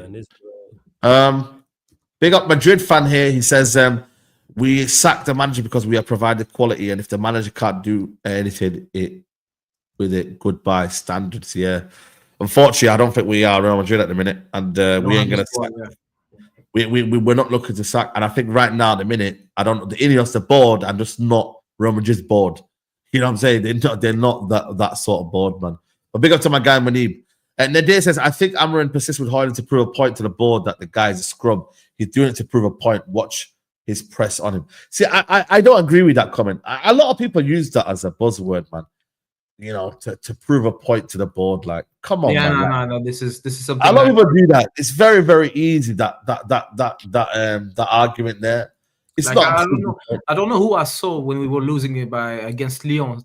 Someone said on Twitter that this was on the players because some of these players know that we are getting knocked out, so we are not getting money, so they are staying, so they can run their contract. I'm like, yeah, bro, this is a lot. Also, to prove a point to them 2 players, the board, like, okay, people say that the board wanted to get rid of Rashford, but that wasn't to prove the point to the board. That you could have kept them players in Rashford and Anthony to maybe help you. So I don't really see it as a prove a point. Like, you look at players, and if you think they're not good enough, that's you thinking they're not good enough.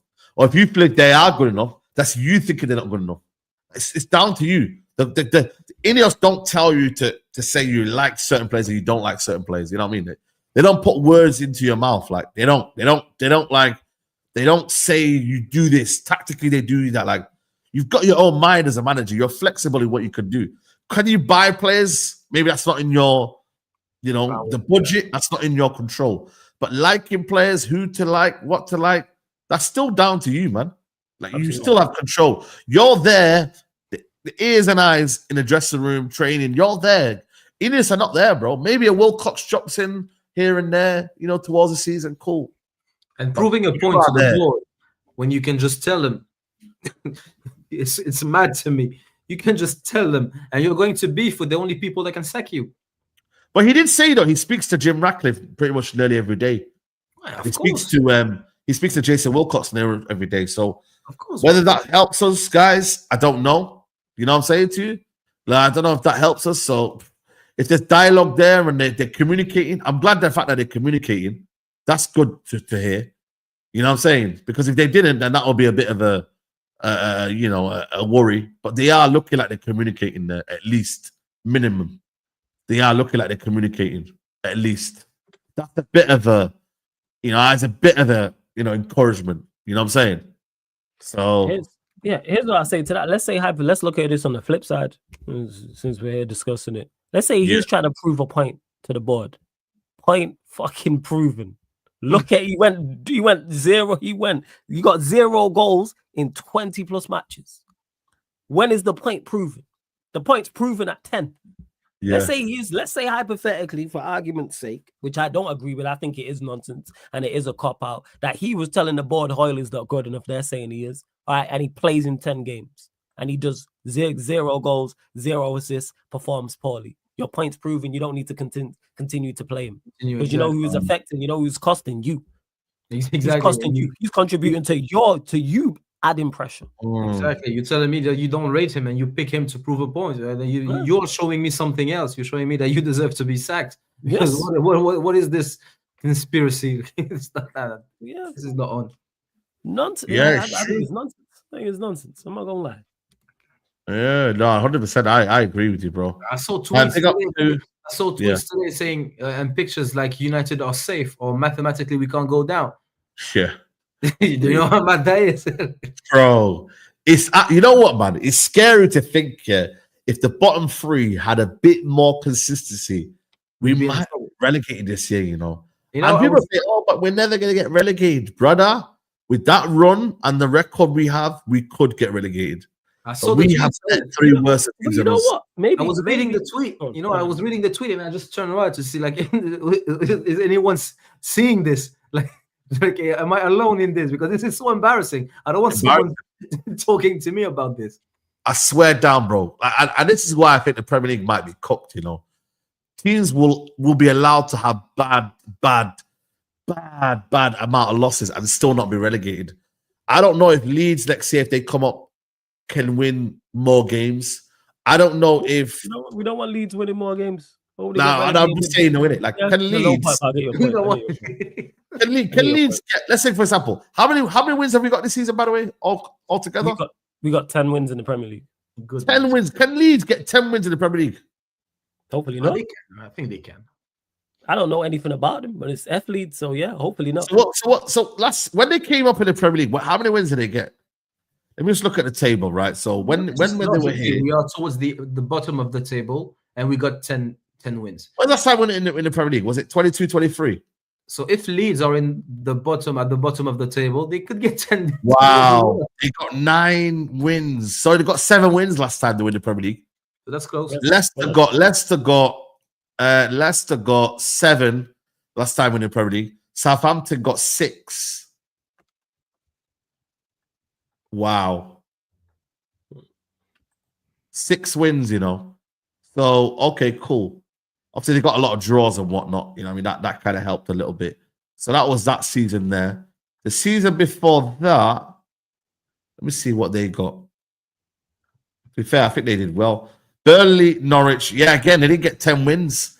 You have to get 10 wins at least, minimum, to stay up. Yeah, because getting relegated is harder than you think. Just like you gotta be like, as bad as we've been in Diabolical, we've like stayed clear of the drop comfortably. Exactly. But if we were to get relegated, maybe that wakes some people up. Maybe that's the wake up call that we need, man. You know what I'm saying? You know, like when someone look at that. Look at these teams here. Bloody hell, Fulham and them, man. 5 wins, 7. When you get relegated, you're bad, you know. Yeah, terrible. That's why it's not as easy as we think. So that's why Burnley survived a lot. They got 10 wins. Like maybe we need it just to wake us up. You know, like someone spending. I agree. Like, someone in life is just spent, and it's like they just spending money, and then it's not until the bailiffs come and they take all your stuff that they're like, oh, maybe I need to stop. Maybe we need some serious consequence. Maybe it's a wake up call. You know what? Yeah, man, I agree. The ownership, the players. If you're in debt, or you got gambling issues, like you need a wake up call, because you won't solve it, or you won't do anything until you have that wake up call. Yeah. Yo, if we were to get relegated, how many fans and like people in the chat do you think would like stop commenting and stop supporting Manchester United? I think we'd find out who the real fans are if we were to get relegated. But imagine us doing watch-alongs. Oh, should be great. After getting beat by, I don't know, Tranmere or something like that. Bro. It's crazy, man. Tranmere away, Saeed. Let's go, man. Having an emergency meeting because we got slapped 3-0 by Sheffield Wednesday. Bloody hell, mate. I'm telling you. It's peak. Bloody hell. Nah, it's actually peak, you know, when you deep it, my life. But that means then we have lost. So this season right now, we have lost, right? How many games we lost altogether? 15, right? Last season we lost 14, wasn't it? Yeah, something like that. Wow. It's 29 losses in 2 seasons. But you know what, Saeed? You think it 29 losses, is that more than our wins, you reckon? We look like we are going to lose every game, to be honest. We won 10. Last season, how many games did we win last season? 23, 24. We won 18 last season, to be fair. So, you know what? We've lost more than we've won. Yeah, we were never. We lost 29. In the last 2 seasons, we lost 29. Also, this season, we could maybe, you know what I mean? But then, right now, as it stands, in the last 2 seasons, we've won 28 games. I think Liverpool, this season, let's see how many Liverpool games they've won this season. They've won 24. and they've still got 5 games left. Liverpool could win. This is how damning it is for Man United. Liverpool could win more games in one season than we've won in 2 seasons. Deep that. It's terrible. Deep that, guys. Because there's 5 games for them. They can get that. They only need is another 4 wins out of 5. They could easily win 4 wins out of 5 as well. Yeah, they could. They could easily. Yeah, they could. And we are not winning in our next 5. The fact that they're even close to it is even damning as well. Yeah, the fact that this is a conversation on the show. Oh, damn, man. This is madness, man. Last super chat here from Rahul says, Anthony wants a new challenge. Check out his latest quotes. Yeah, he did. He weren't getting game time, though. The new challenge came from lack of game time, not because he wanted a new challenge at the start of the season. Let's not do this, guys. Let's not do this. Like, he wanted a new challenge because he didn't get game time. You know what I'm saying? Like, what are we doing here? Just think about it. Like, you are a player and then you get in bench for Anthony and Rasmus. Do you not pack your bags and leave? Yeah, I agree. I actually agree. And we're talking about Anthony. Like, we're not talking about some great player. But I hear Anthony. Yeah, I'm dipping. Yeah, bro. Bro, I think for me, like I said, Europa League is the one. I believe we can win it. You might call me deluded, but I think you're deluded. I think we can win that Europa League. But if we don't, then heads might roll. And people might lose their heads. The fan base might lose their heads. And it could be carnage this summer. I'm telling you now, it could get ugly if we win. That's why this Europa League is so important. The outlook on everything in life, yeah, if you get that win Europa League, is crazy, man. Like, everything. Don't get me wrong. Trophies don't mean that we forget the Premier League, what happened. But I'm talking about, like, your outlook on the summer, next season, the budget, the player recruitment. It's a bit positive next season if you get. It's only the money that matters to me from the Europa League, to be like the trophy. I want, because in 20 years we will only remember this season being a trophy season. Yeah, that's it. That's it. Yeah. It's mostly about the money because we needed to sign players.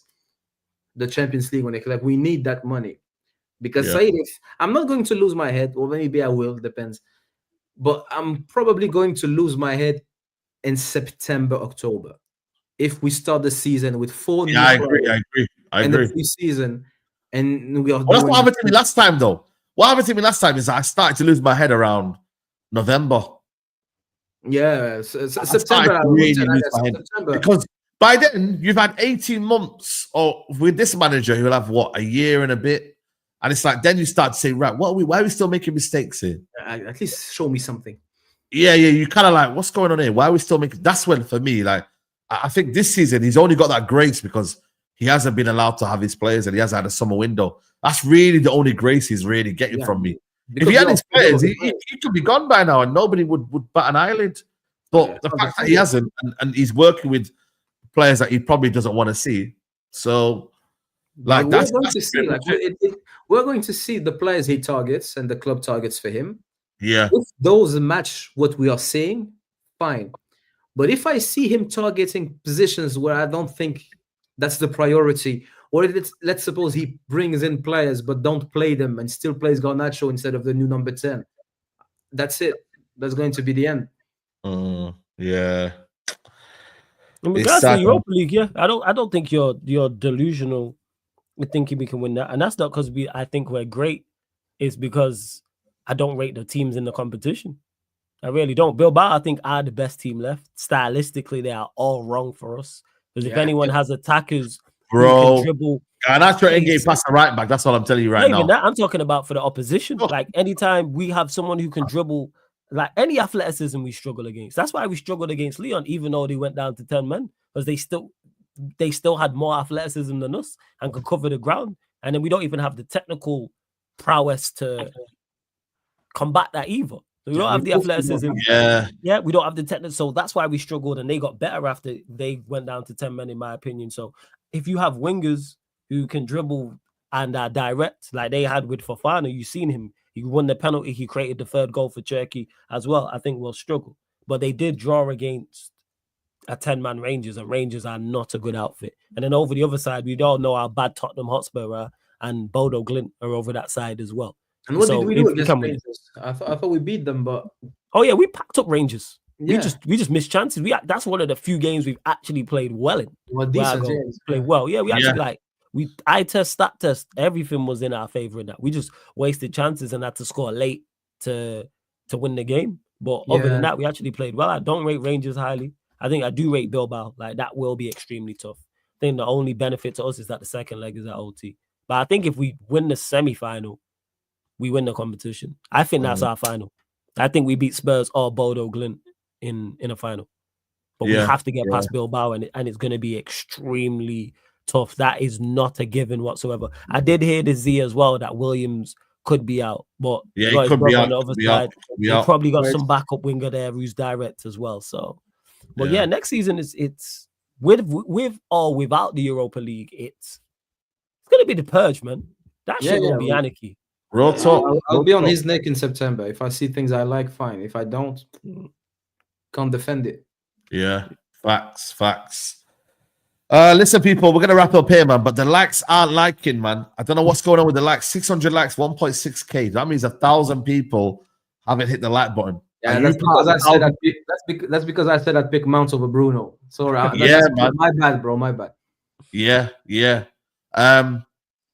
Tell Flawless he got me blocked. I don't know. Did someone block? Is he there? Yeah, because he's chatting rubbish in my comments. Yeah. Bro, you know, Z, you're lucky you're not even blocked on here, bro, because you chat a lot of nonsense, man. You're talking rubbish. You know what I'm saying? Like, I'm not surprised, bro.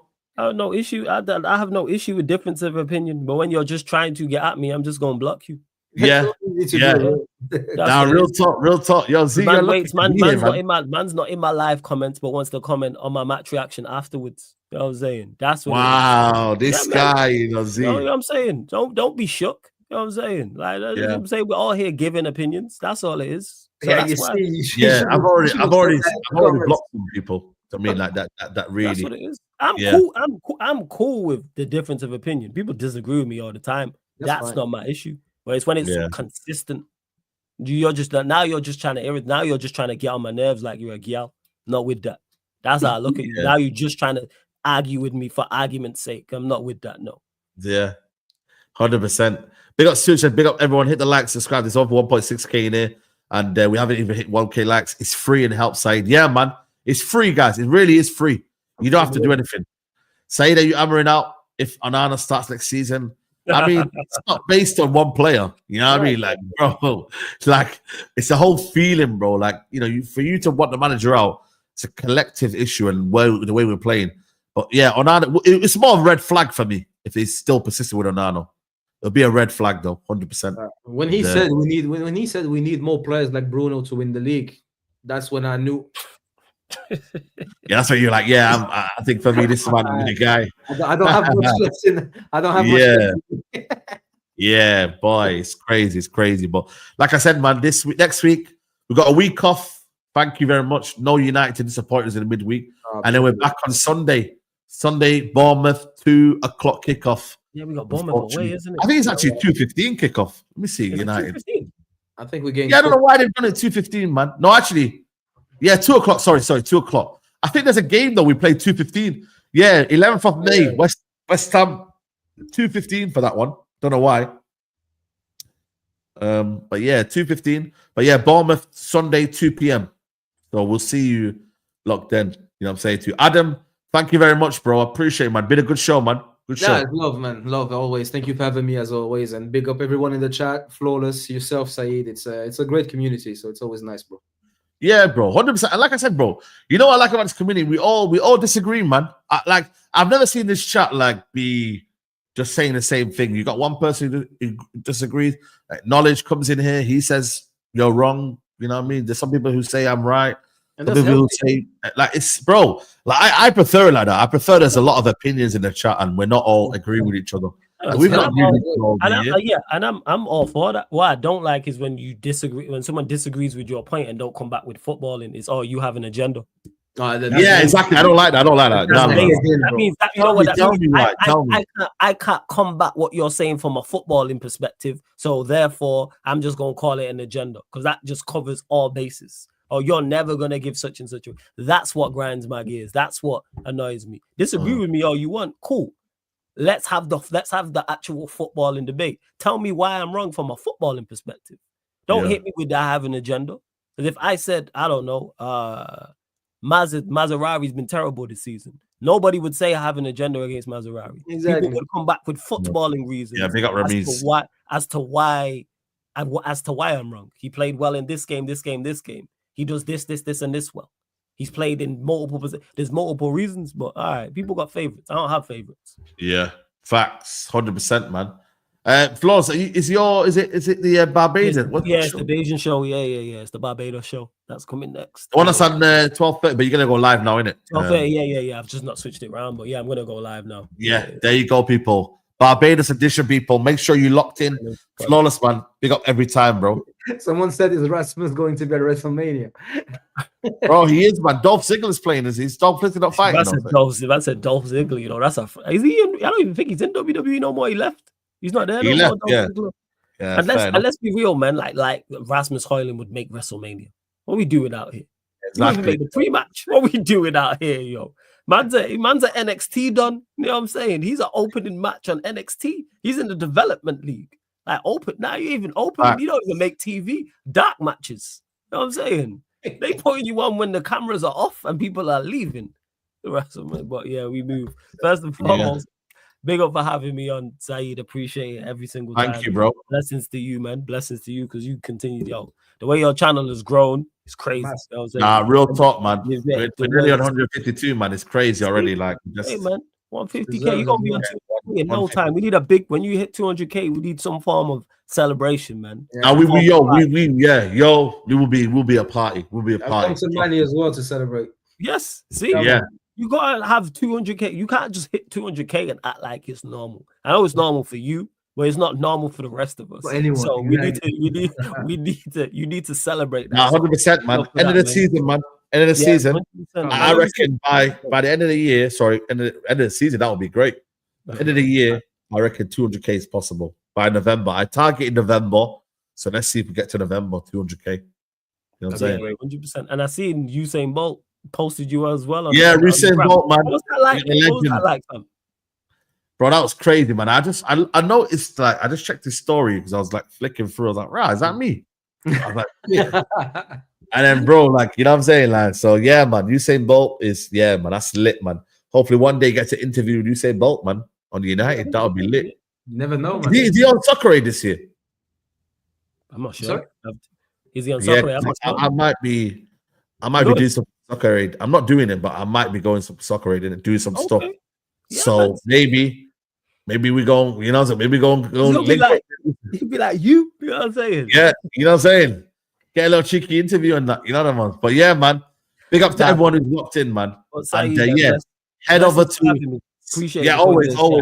Blessings for having me, man. Appreciate it for real. I have to say that. Big up to Adam. Adam, always good chopping up with you as well. Shout out to the chat. Big up to you lot, man. You lot that agree with me, you lot that disagree with me. Salute to the chat. Always enjoy the show, man. Big up, man. That's what it's about. Because most of us here are United fans, so hopefully it gets better. Exactly. But yeah, like Saeed mentioned, the United Liverpool podcast, Barbados edition. So I'm with Bayesian Reds TV. So we're talking United, unfortunately, and talking Liverpool, unfortunately. But here we are.